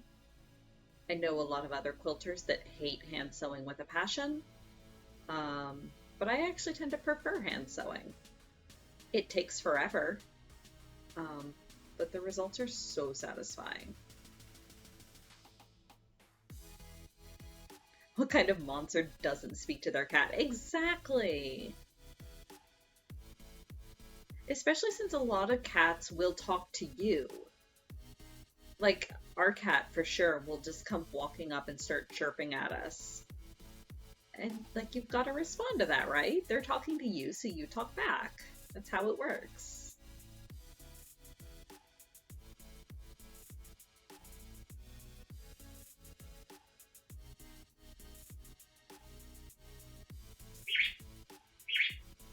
Ooh.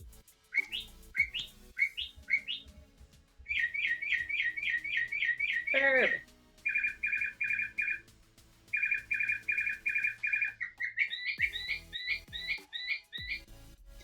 I have an Audubon bird clock in my sewing room.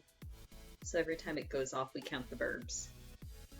Um, yeah, that's actually part of why I started streaming in the first place, is because the hand sewing was taking forever. And I would be, like, I'd put the project down for weeks at a time and be making no progress on it. And this way, at least if I'm streaming while I sew, I know for sure that there's 4 hours a week I'm going to be working on it. Yeah, fake birdie. I have one of those Audubon birdsong clocks that chimes on the hour.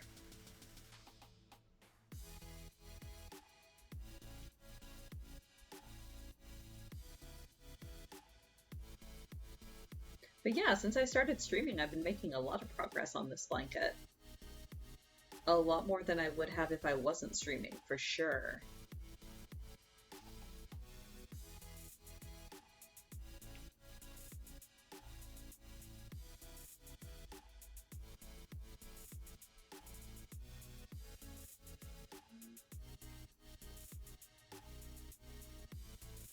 Oh, nice. I usually, if I'm not on stream, I'll usually have like a podcast going or something. Um, that reminds me of, so when we first moved into this place, we painted a bunch of the rooms. And I just remember because that was in 2015. So Hamilton had just come out, and I was obsessed with the Hamilton soundtrack and just had it looping on repeat at all times. So I painted our bedroom to 2.5 Hamiltons.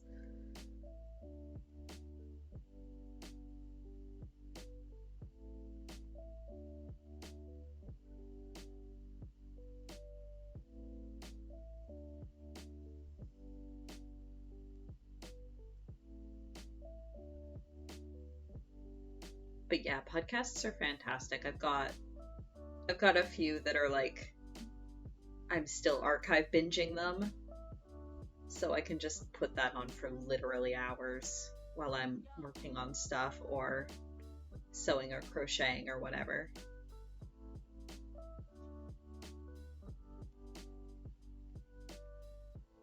Yeah, exactly. The unit of measurement, 2.5 Hamiltons.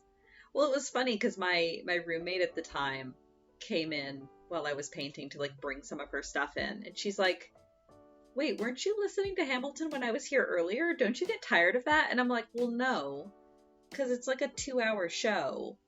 So by the time you loop all the way back around to the beginning, it's been 2 hours since you've heard that song. So, Sasha, come here. Come on. There we go. Are you gonna stay? Are you gonna stay?"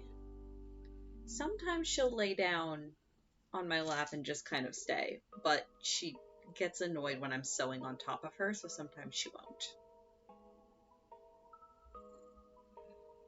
Come on, lay down. Or are you gonna make bread? Hi. Directly into the camera, okay. Lay down. You gonna lay down? Yes, no, maybe.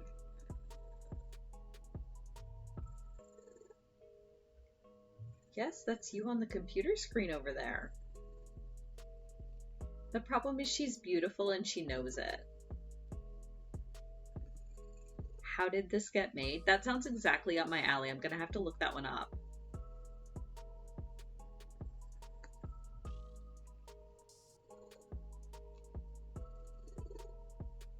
The Dolls of New Albion. I think I've heard of it and I haven't had a chance to listen to it yet. I think it's on my list, Obby. I'll have to make the effort to find it. Is it on... Would I be able to listen to it on Spotify, or do I need to go looking for it? But yeah, I've definitely heard of it. Are you gonna lay down? Are you gonna stay? Probably not if I move my sewing back on top of you, huh?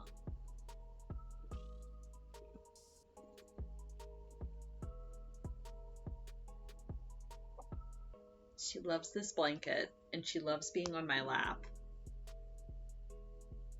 But she doesn't like having stuff on her back. Apparently right now she wants scritches. What? I've been up here for hours. Are you only just discovering this? Oh, excellent. Yeah, I'll definitely add that to my list. Baby.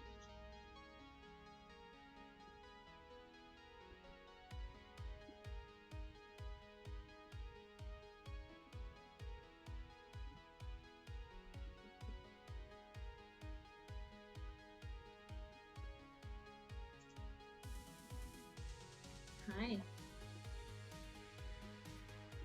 Ma'am, that's my microphone.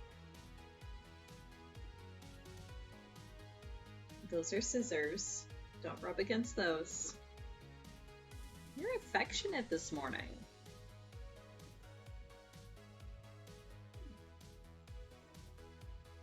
You've been asleep in the window for hours and you've only just realized I'm alive, haven't you?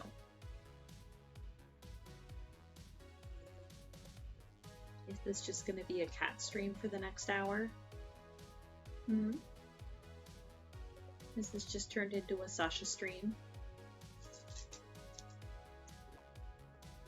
Yep, lay down. Good girl.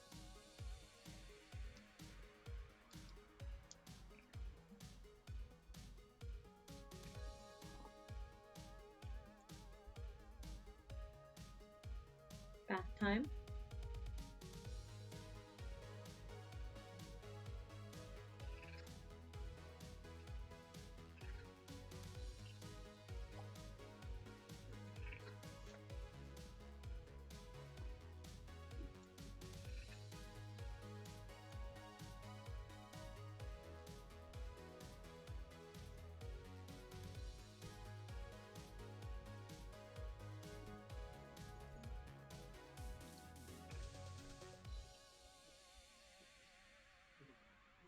Yep, there she goes. Thunk. She might be back.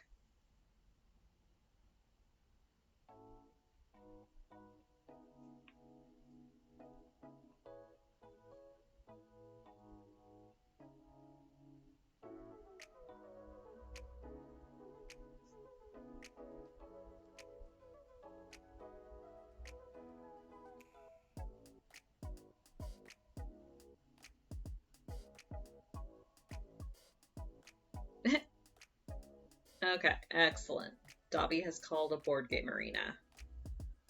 So let me finish up this seam.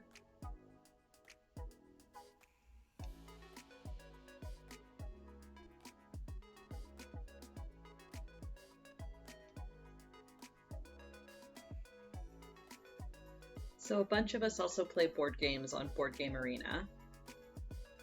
So as you can tell, one of the things I have to sink channel points into is to force me to go play my boards. Because we usually do them on Pass and Play, which is like a turn-based system, essentially. Alright.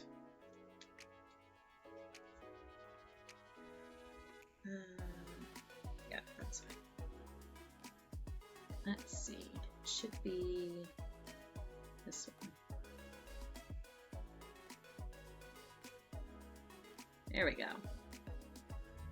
Alright, what have we got? And let me do 3. That's not right. Oh, there we go. Now it's refreshing. Do the smart thing and pull chat up on my phone so that I don't have to constantly flip back to OBS. There we go. Okay. Yeah, 9+. That's more like it.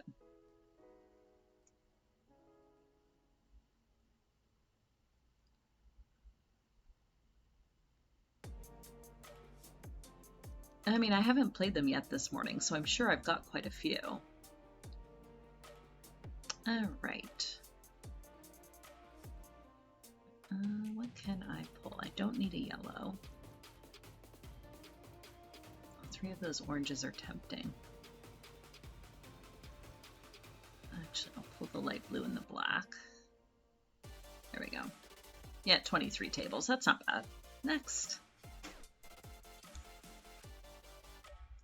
Buttons. Oh, and a perfectly placed buttons. Yes. Next.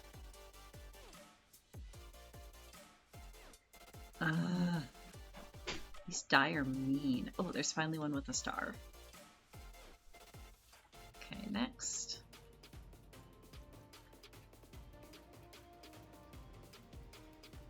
See, this is just rude. Oh my god, really? 4 jokers. And I can't go out until I finish one of these melts. Oh, this is the worst. It's not gonna let me play that there, is it? Oh, it is! Oh, sweet. Done. Ha!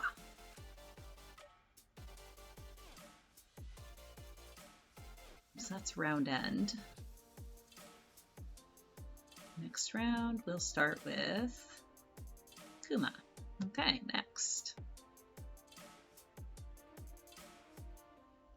Okay, Carolyn, thank you so much for stopping by. And I hope to see you again in the future. Have a great day. Ooh. I might be able to win this one with only even cards. We'll see. Okay, next.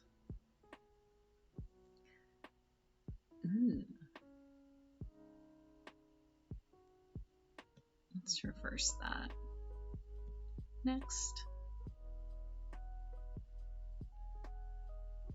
More hand and foot. I have I think legitimately about 6 different games of hand and foot going at the moment, which is perfect. I love this stupid game. Alright, so kings I can play there. I think I just got this foot, so it is a fresh, new, meldable. 5s can go here. 4 can go here. Ace can go there. And that's it. I'll discard this useless 3. Next. Yet another hand and foot. Oh, this is the rando hand and foot.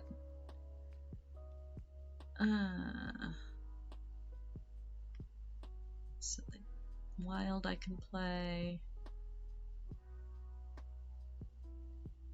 The king I can play. And that's it. Discard the 5. Next.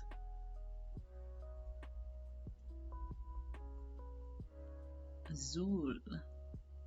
Oh, rude. Because those are all going to be negatives. Not as bad as it could be, though. Okay, so put that there.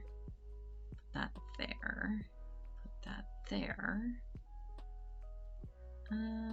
Sure, put that there. Confirm. Next.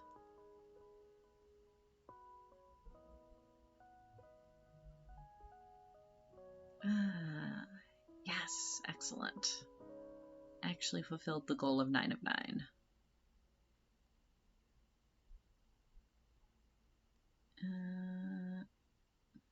Let's put it there.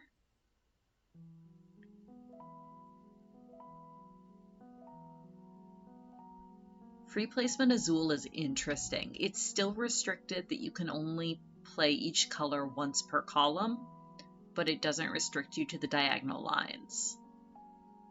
So yeah, it is really interesting to play. Is this the... Okay, yes, this is the play either side one. Actually, let's play that. Next.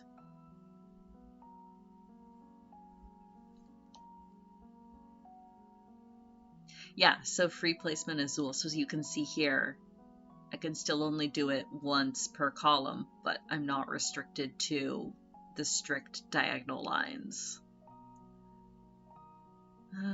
What do I want here? Actually, I'll just take all 4 of those. Confirm. Next.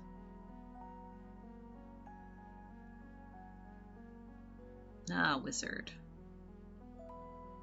Well, I wasn't expecting to win with a jack. I feel like this is going to come back and bite me. I feel like once again I've bid too low. Next. I think I only have the 1 play from either side, so this should be... okay. Nope, sorry. Next, down to 11 tables. And we haven't even hit the Koi Koi vein yet. I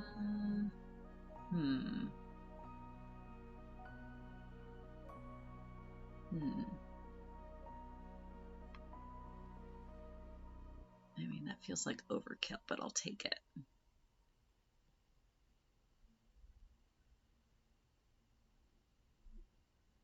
Next.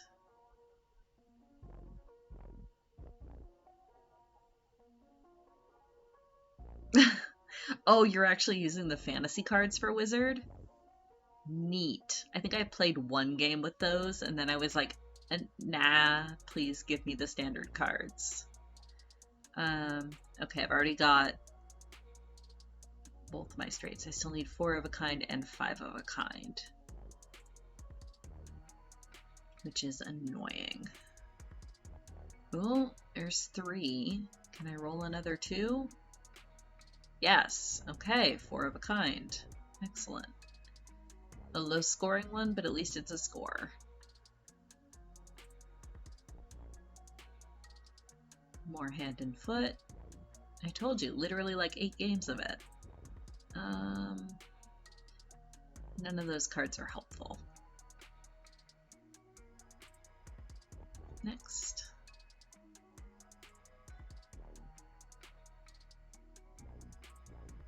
Oh yeah, Dingo. Okay, I like this game. I need... let's put it there.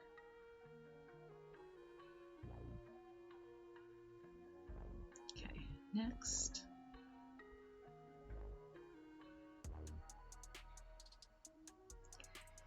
Ah yes, another game that I sort of half understand. Okay, some of the cards I have are Dallas, Atlanta, and Miami. Do I have gates in any of those? I think so.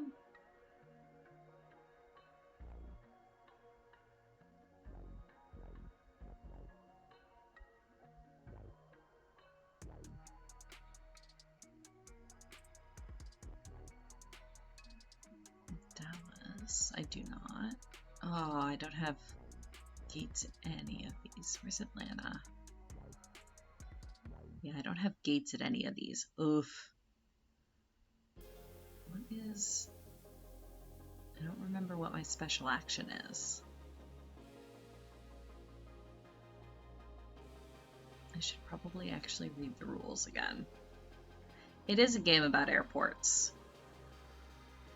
From what I understand, you use points to buy gates. The little cubes are customer demand, basically. So you want to maximize the amount of demand in gates that you own, I think.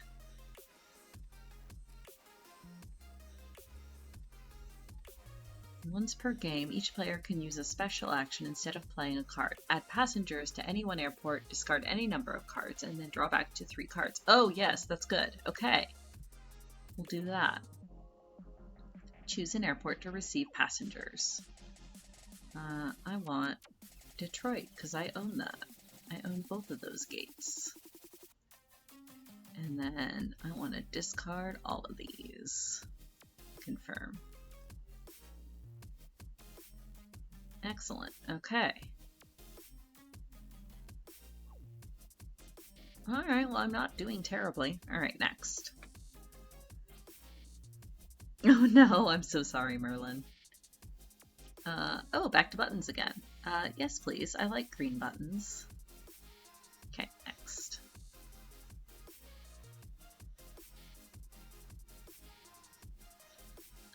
Oh yes, talk. That needs to go all the way around.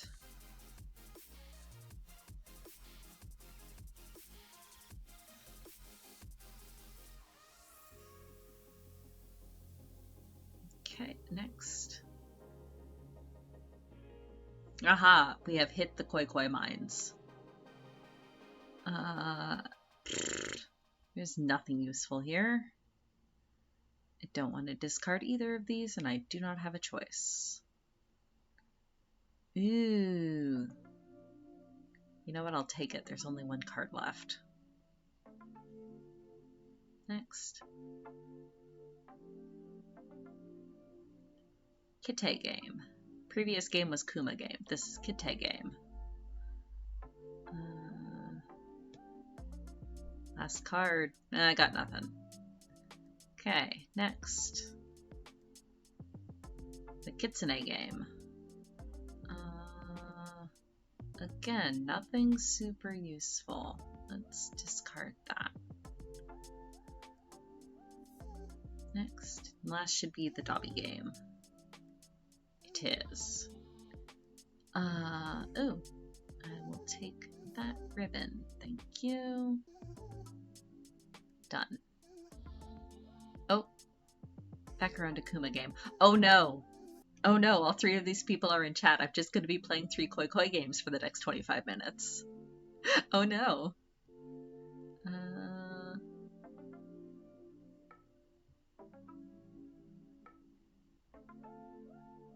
No, we're good. I'm caught up. Excellent. Thank you, friends. Ah! That was me hitting my microphone again. Yeah, I know. It's almost like there's a tournament or something going on.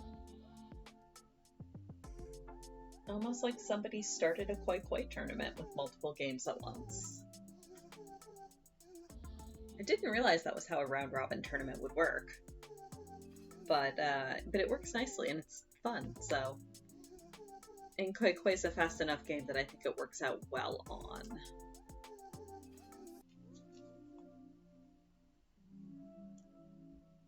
I feel like if it was a more complicated game, a round robin tournament would be overwhelming because all of a sudden you're in the middle of like 4 different games of, pardon me, you know, 4 different games of, I don't know, Terra Mystica or something. Well, no. This is why I usually knot my thread first, because I forgot to. You're not playing Koi Koi to save you. Well, I'm done. I'm done. So you can play now. Once I'm off stream, I'll go through and play them again. I know yesterday morning I was laying in bed, and I think Kate and I were both online, so we just kind of shuffled through about 4 months of it in a row. Because we were both on and playing.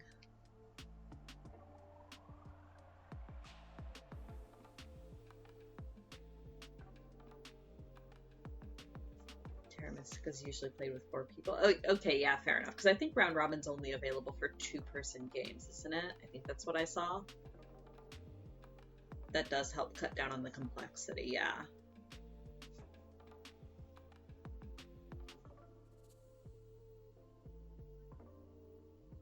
That reminds me, I should set up some tables of Bloom, because that one's a really nice simplistic 2-player game.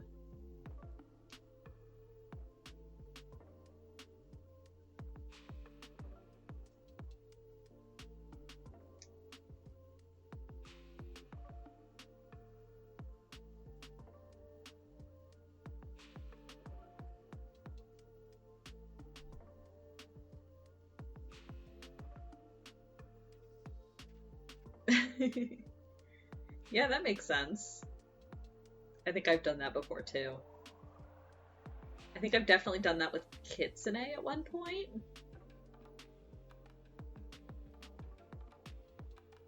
Somebody. Where we just sat there and shuffled between the two games.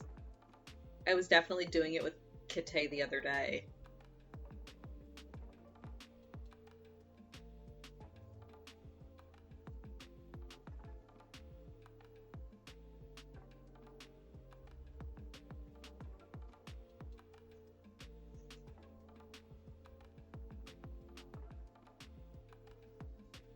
I think I forgot to auto-fire my tables from last week. Oops.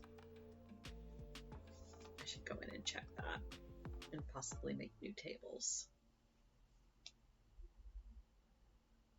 If they have enough people, they should fire automatically, yeah?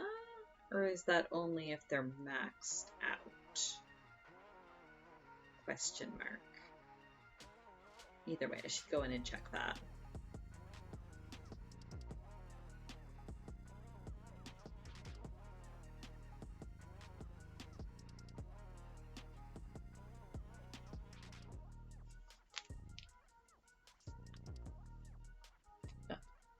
Over here.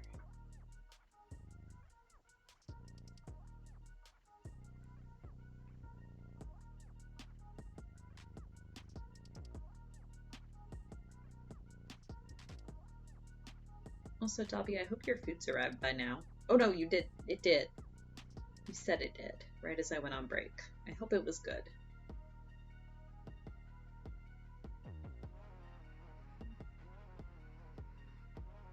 When I'm streaming, it's like this weird time dilation where it doesn't seem like it's been that long, and then I'll look down at the clock and I'm like, what do you mean it's been like an hour and a half since X time?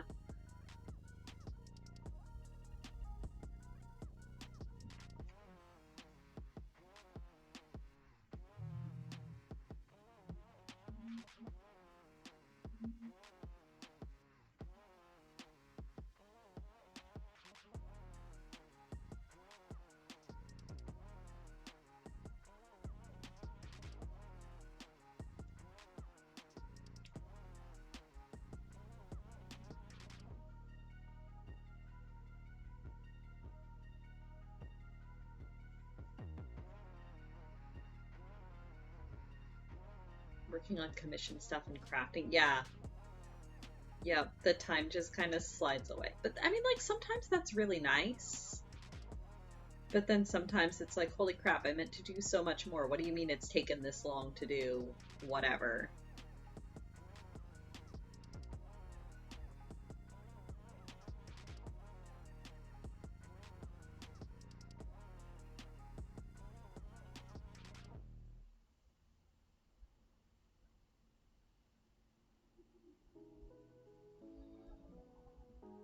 By the way, part of what I was doing yesterday is I tried out some of that prismatic foil on the fronts of some of my shaker charms, and it looks fantastic.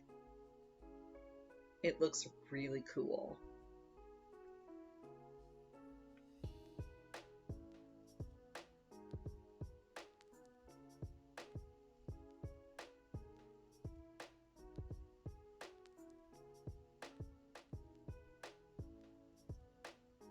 Those are some of the ones I should hopefully have ready to go up for sale this week. I just have to do the final coating of resin on them and then put the hardware on them.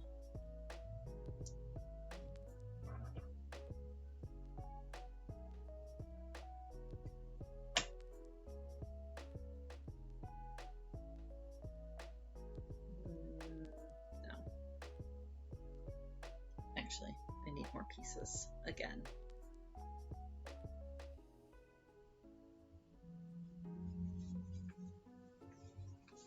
Getting there. I really like this orange and the green together. Okay. Coffee.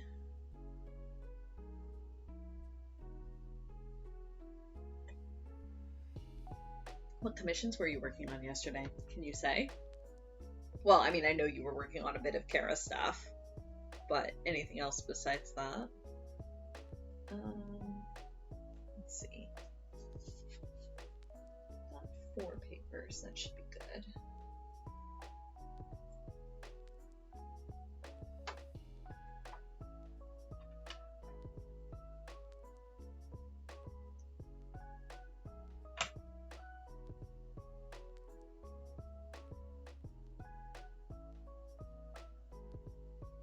Ooh. Fire Emblem Three Houses. Nice.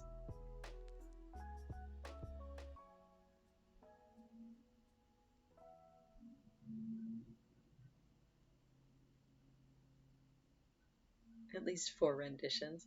It looks really cute. I like that. I like the font and like the letters being slightly off kilter. It's adorable.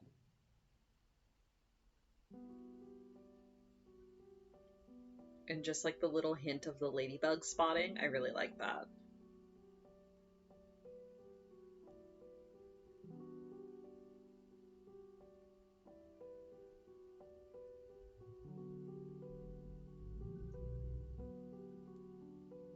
But yeah, like I said, she's hoping to stream some tomorrow night. And I'm thinking I'm gonna start when she's streaming. I'll bring my laptop upstairs and like actually work on charm stuff while she's streaming.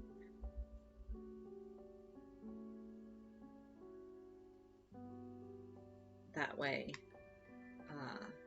I'm getting some time in to work on stuff too.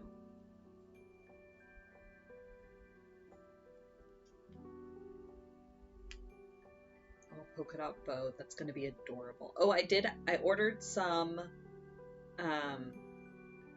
so I ordered some bow and ribbon themed bits from my usual supplier for the Sylveon shaker charm. So hopefully those will come in this week and I can do some comparisons and stuff, and I'll take some photos and solicit opinions on what people think works best for Sylveon.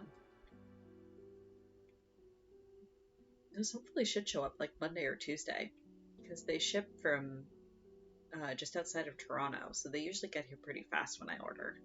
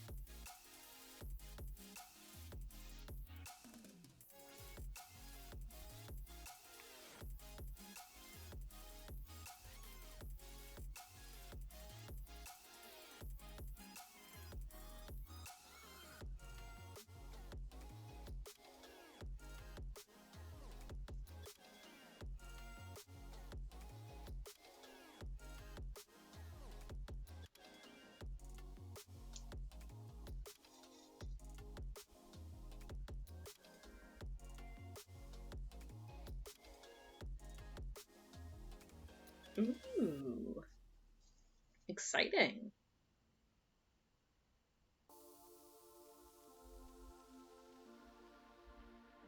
Very exciting. As always, no rush. I'm patient.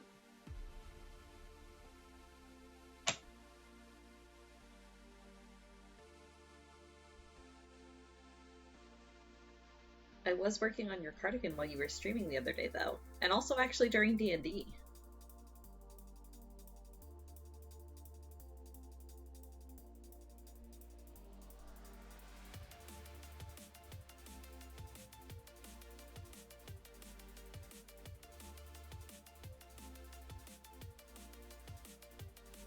For sure. I really like the style of the icon you did, or the logo. At least what I've seen of it so far.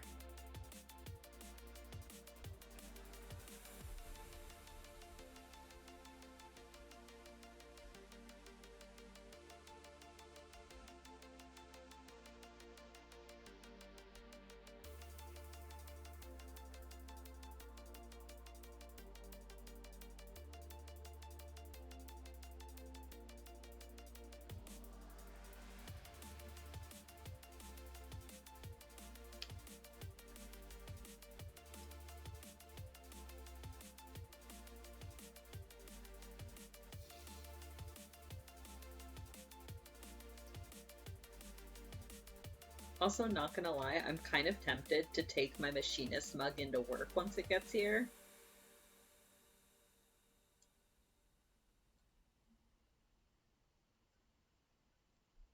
I have a reusable, like, bamboo uh, mug that I've been using for coffee.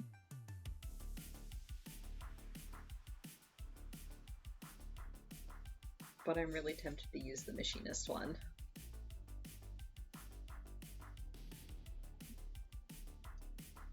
I ordered a mug from Merlin that has the machinist logo on one side, and then on the other side it'll just say, "Don't even worry about it."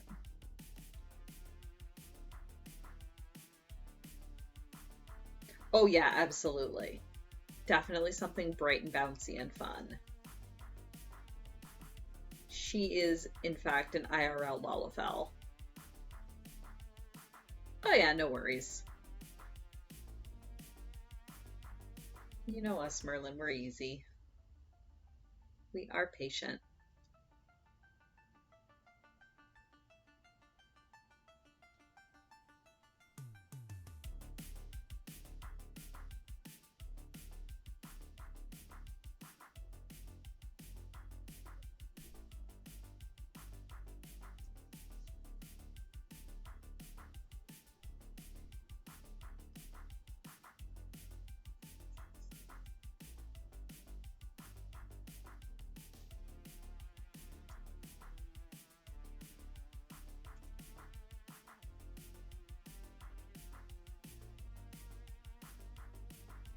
Like, Kara's so much of a Lalafell in real life, to the point that, like, I just call her Popido, like, in real life as a pet name. Oh yeah, anyone interested in FF14 job mugs, they're up on Merlin's Etsy. She's just dropped the link there. They're fantastic and they're huge. I'm so excited to actually get mugs that are big. Because I think so often if people offer mugs, they're like the little tiny, like, teacup sized ones. And I drink way more coffee than that. Thank you.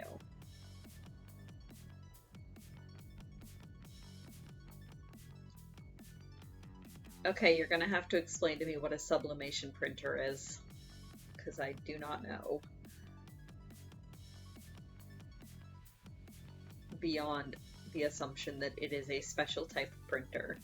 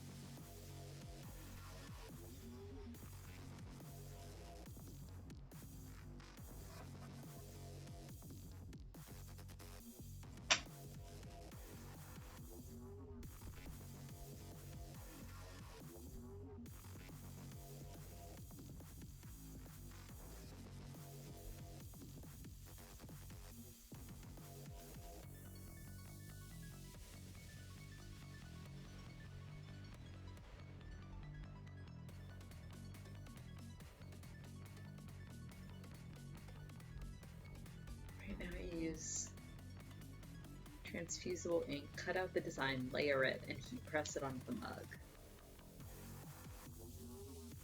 Oh, okay. So instead of having to print the colors one by one, it will just be able to print all of them at once onto one sheet that you then press onto the mug. Yeah, that sounds way faster and more handy.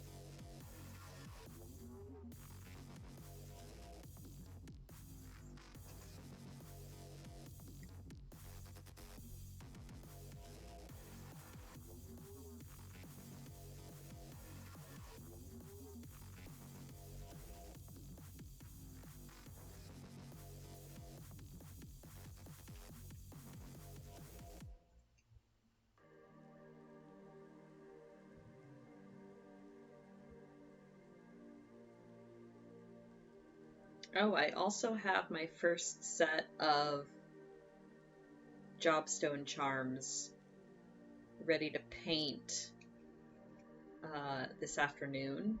Well, possibly this afternoon, possibly tomorrow night. Depends how motivated I get. But either way, I have my first set of Jobstones ready to paint. Yeah, shipping to Europe is a pain. But are there any requests for the first, what job symbols I should do first?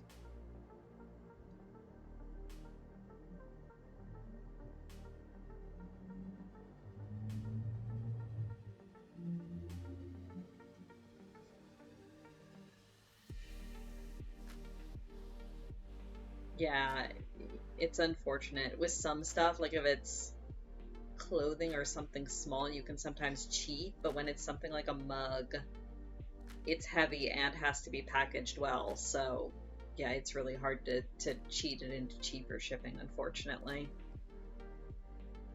It just means you'll have to come visit, Dobby. And then we can just hand you the mug in person and you can take it back in your luggage.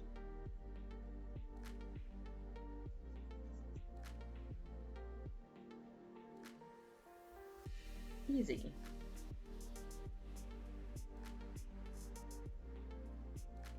Biased as heck toward warrior. Okay.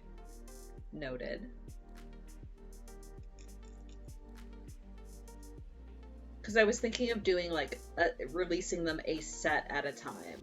Because I don't have enough made to do all of the job symbols at once. So I was thinking of doing like a tank set or a range DPS set or something, just to be able to get some of them released this week. But I could definitely do a tank set to start out with. Do the OG jobs first. I mean, I guess, Dobby, if you want to look at it that way. But yes, you are correct.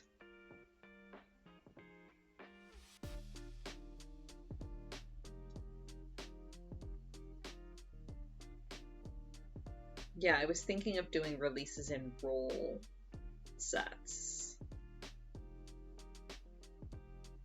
But I think I could start with tank. I might be able to swing that.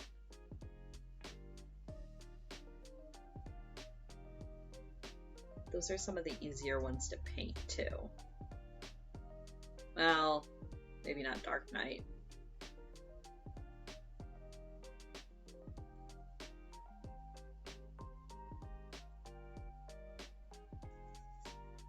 The good thing is though that I'm painting them onto acetate. So, oh, hang on. Gotta put the needle in my mouth.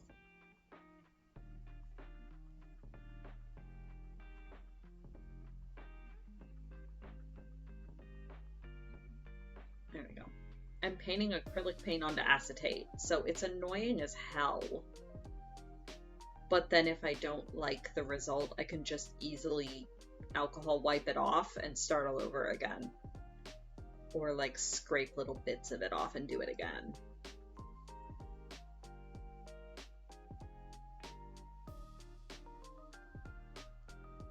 I wish I had a way to like pre-print them onto the acetate, but that would be even more annoying than it's worth. So I will just hand paint them and call them unique.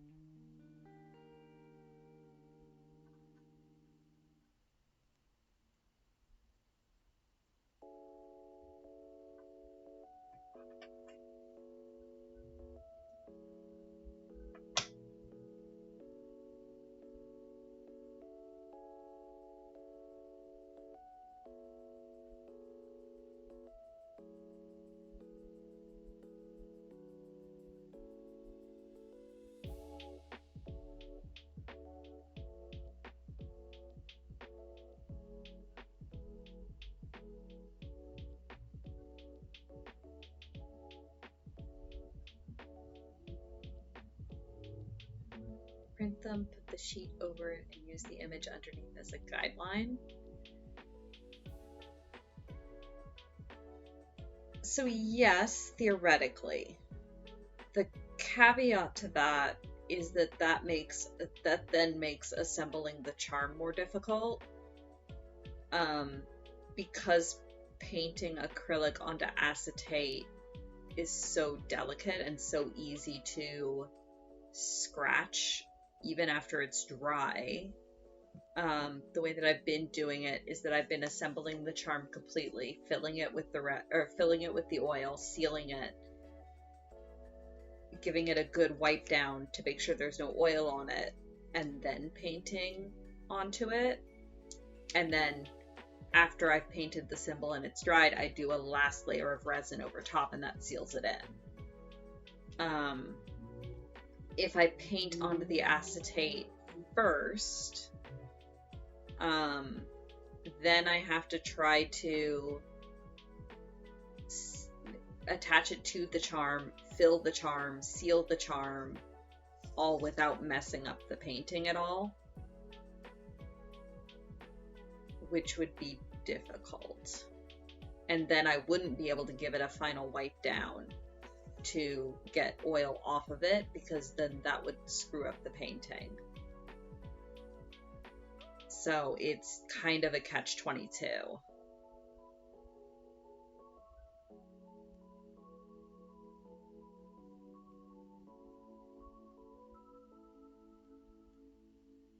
What I might do,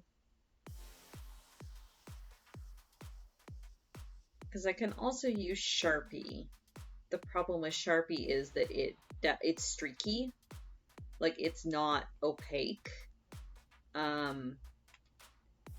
But what I could do is lay the acetate down first, Sharpie the design onto it, because Sharpie, you can get it off of acetate with alcohol, but it takes a lot more scrubbing. So I could Sharpie the design on, assemble the charm, fill it, seal the charm, give it a good wipe down, which shouldn't harm the Sharpie, and then do the acrylic paint over the Sharpie using that as a guide. And that might work pretty well.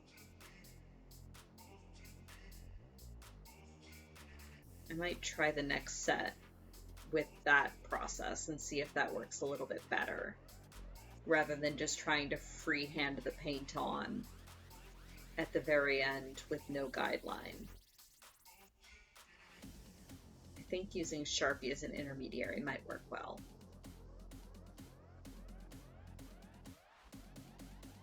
That requires me to have a working printer, though.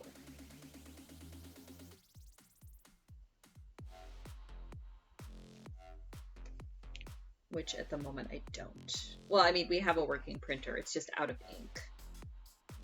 So I would have to actually buy ink for it.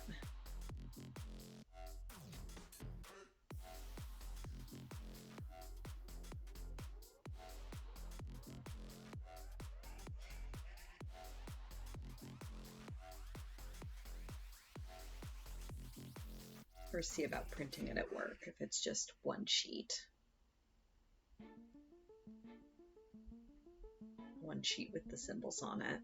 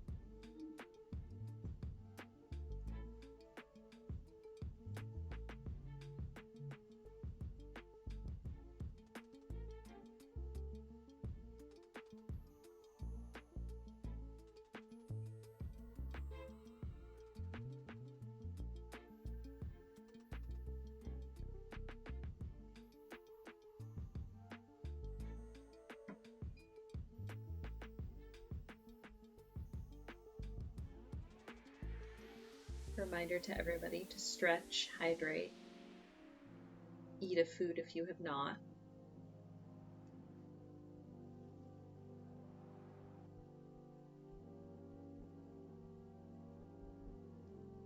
Check your posture, straighten up. Staring directly at you, Merlin.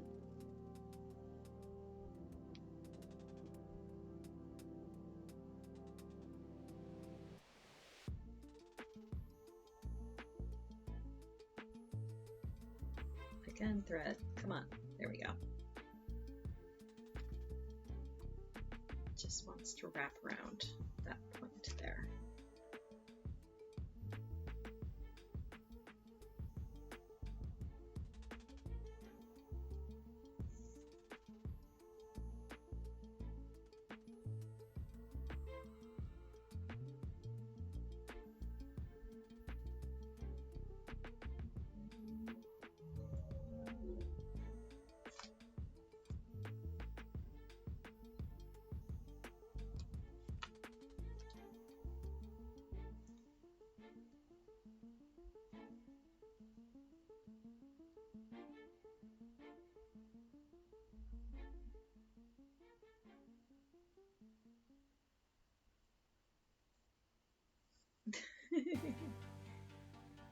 I might be a tiny bit psychic, I don't know. I mean, it's possible. So I've always done this thing where, so Kara loses things a lot. She's not even absent-minded, she has that superpower where she'll set something down for 2 seconds, look away, and then it's gone. And I always have this weird sense for if something is going to be bad or not. So if something happens, like if Kara loses something, I'll be like, oh, no, you're fine, you'll find it. It's just someplace stupid. Or I'll get like the gut feeling of, oh no, it's gone. And like it happens with other things too, like when stuff happens, like when Jade had her medical emergency last year, I knew immediately, like, oh, this is bad, like this is serious. Or something will happen and I'll be like, no, I think it's gonna be fine, like I don't have any gut feelings about it. And like my gut feelings are usually right. So I don't know if you want to just call that good intuition or a little bit of psychicness, but that's about the only claim I've got. As far as you leaning forward for a split second, I know you tend to shrimp, so I figured I would call you out on it.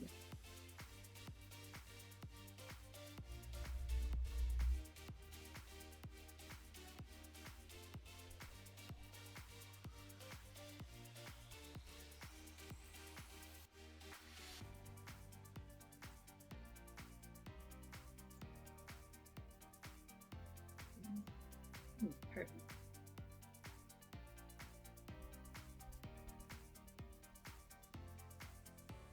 I don't think it's rude. I think it's just we're friends and I know you so well. What are friends for if not teasing the hell out of each other?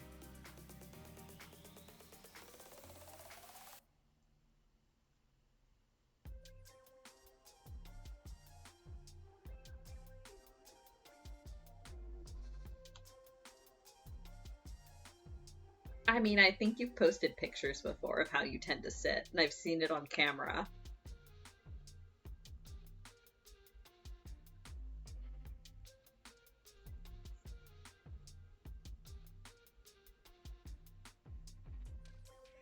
Get yourself a corset or something. Or an obi.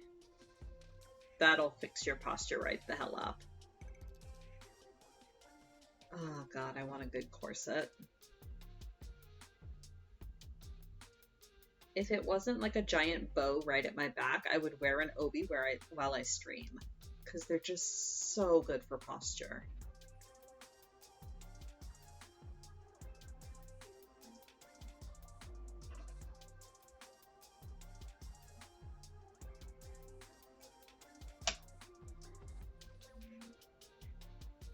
sit like a normal human. I mean, you do you. You're also the one that has to live with your spine afterwards. I can't force you to fix your posture, I can only remind you and suggest.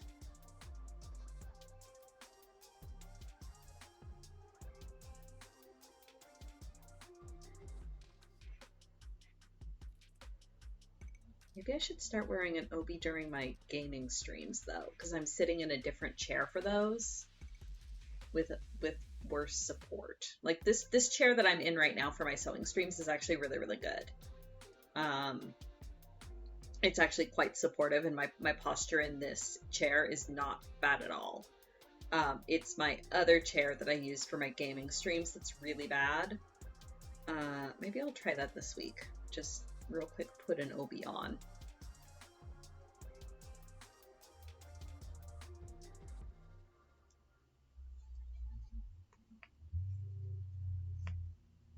Yeah, nope, that's fair, Merlin. That's a feeling. As somebody who is double jointed verging on hypermobile, I totally feel that.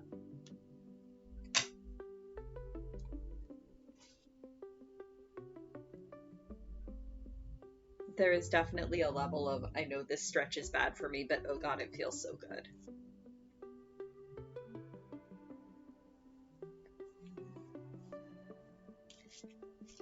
Like me, sometimes popping my shoulder in and out of joint feels really, really good, but it is not great for my shoulder, especially not over time.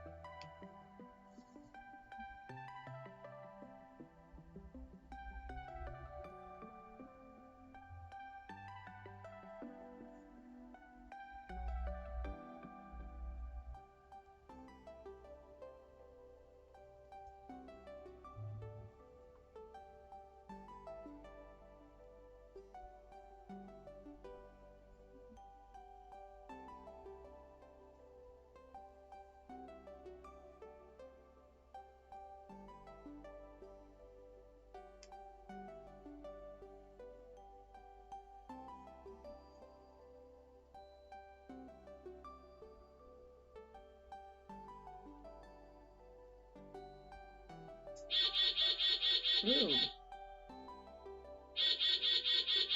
How? It is 2 o'clock already.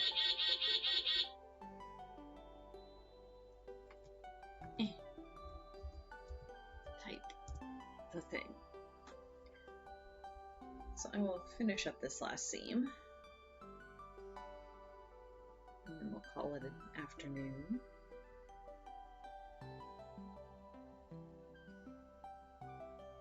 $99 burbs. Dang.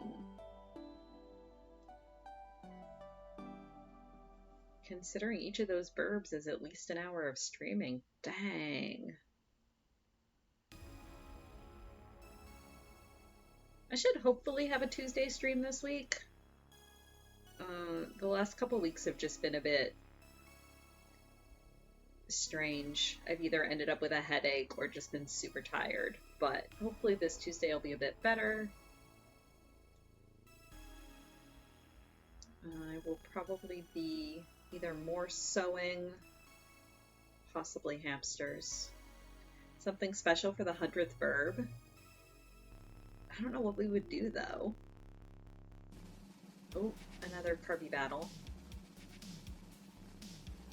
Yay! Good Carby.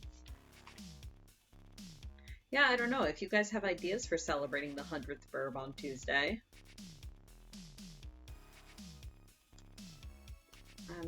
Hit me up, I'm open for it. I just don't know what we would do.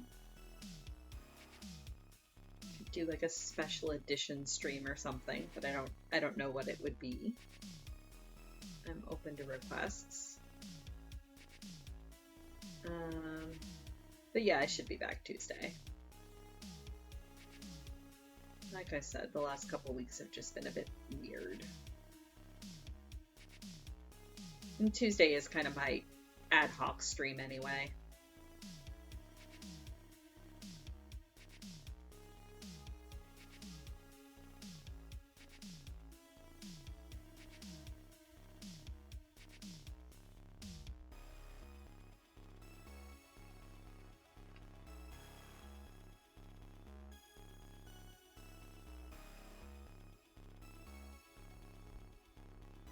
And hey, no technical difficulties this morning. We can see if they reoccur Tuesday or if it's just a Pokemon thing.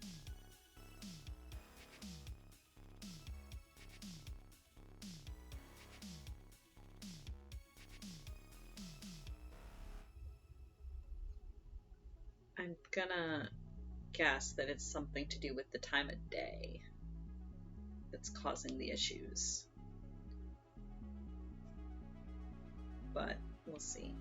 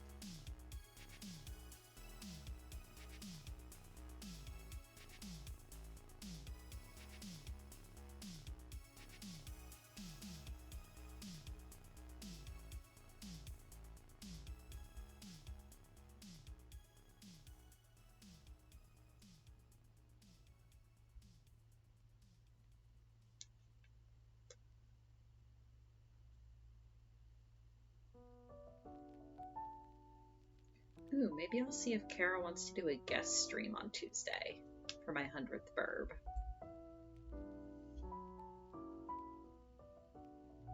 Because we have a couple different things we could co-op. Or I could get her in this chair and have her do some of her cross-stitch on my channel for the 100th burb. That could be fun. I'll see if she wants to do that. I'll talk to her later tonight. See if we can come up with something fun and special.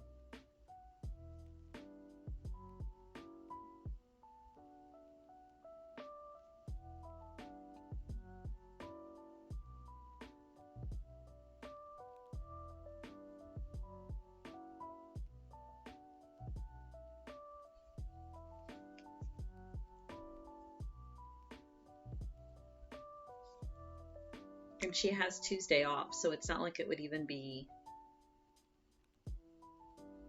trying to get up the energy to do something after work, because she's got the whole day off. So yeah, I'll see if she wants to work on something. All right, last scene.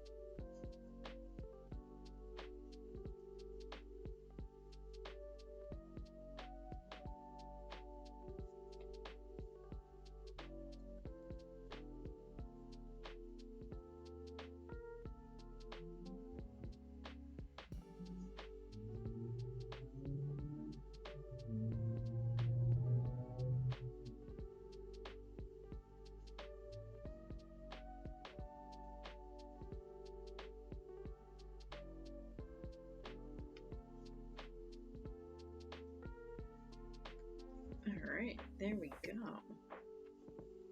So I think that'll do it for today. Thank you for coming and hanging out. Thank you for following. Thank you for subscribing. It's such an appreciation. I cannot talk today, so it's probably a good thing we're ending stream. If you are lurking, thank you for lurking. Anything is appreciated. Hopefully this was as relaxing for you as it was for me. We will be back on Tuesday, like I was saying, with something. Possibly something special. Possibly a guest star. We'll see how it goes. And then Wednesday with Pokemon. And then back next Sunday with more of this. Alright, so as is tradition, I believe Julie is live. I haven't actually checked, but should be able to raid Julie. Let's see here.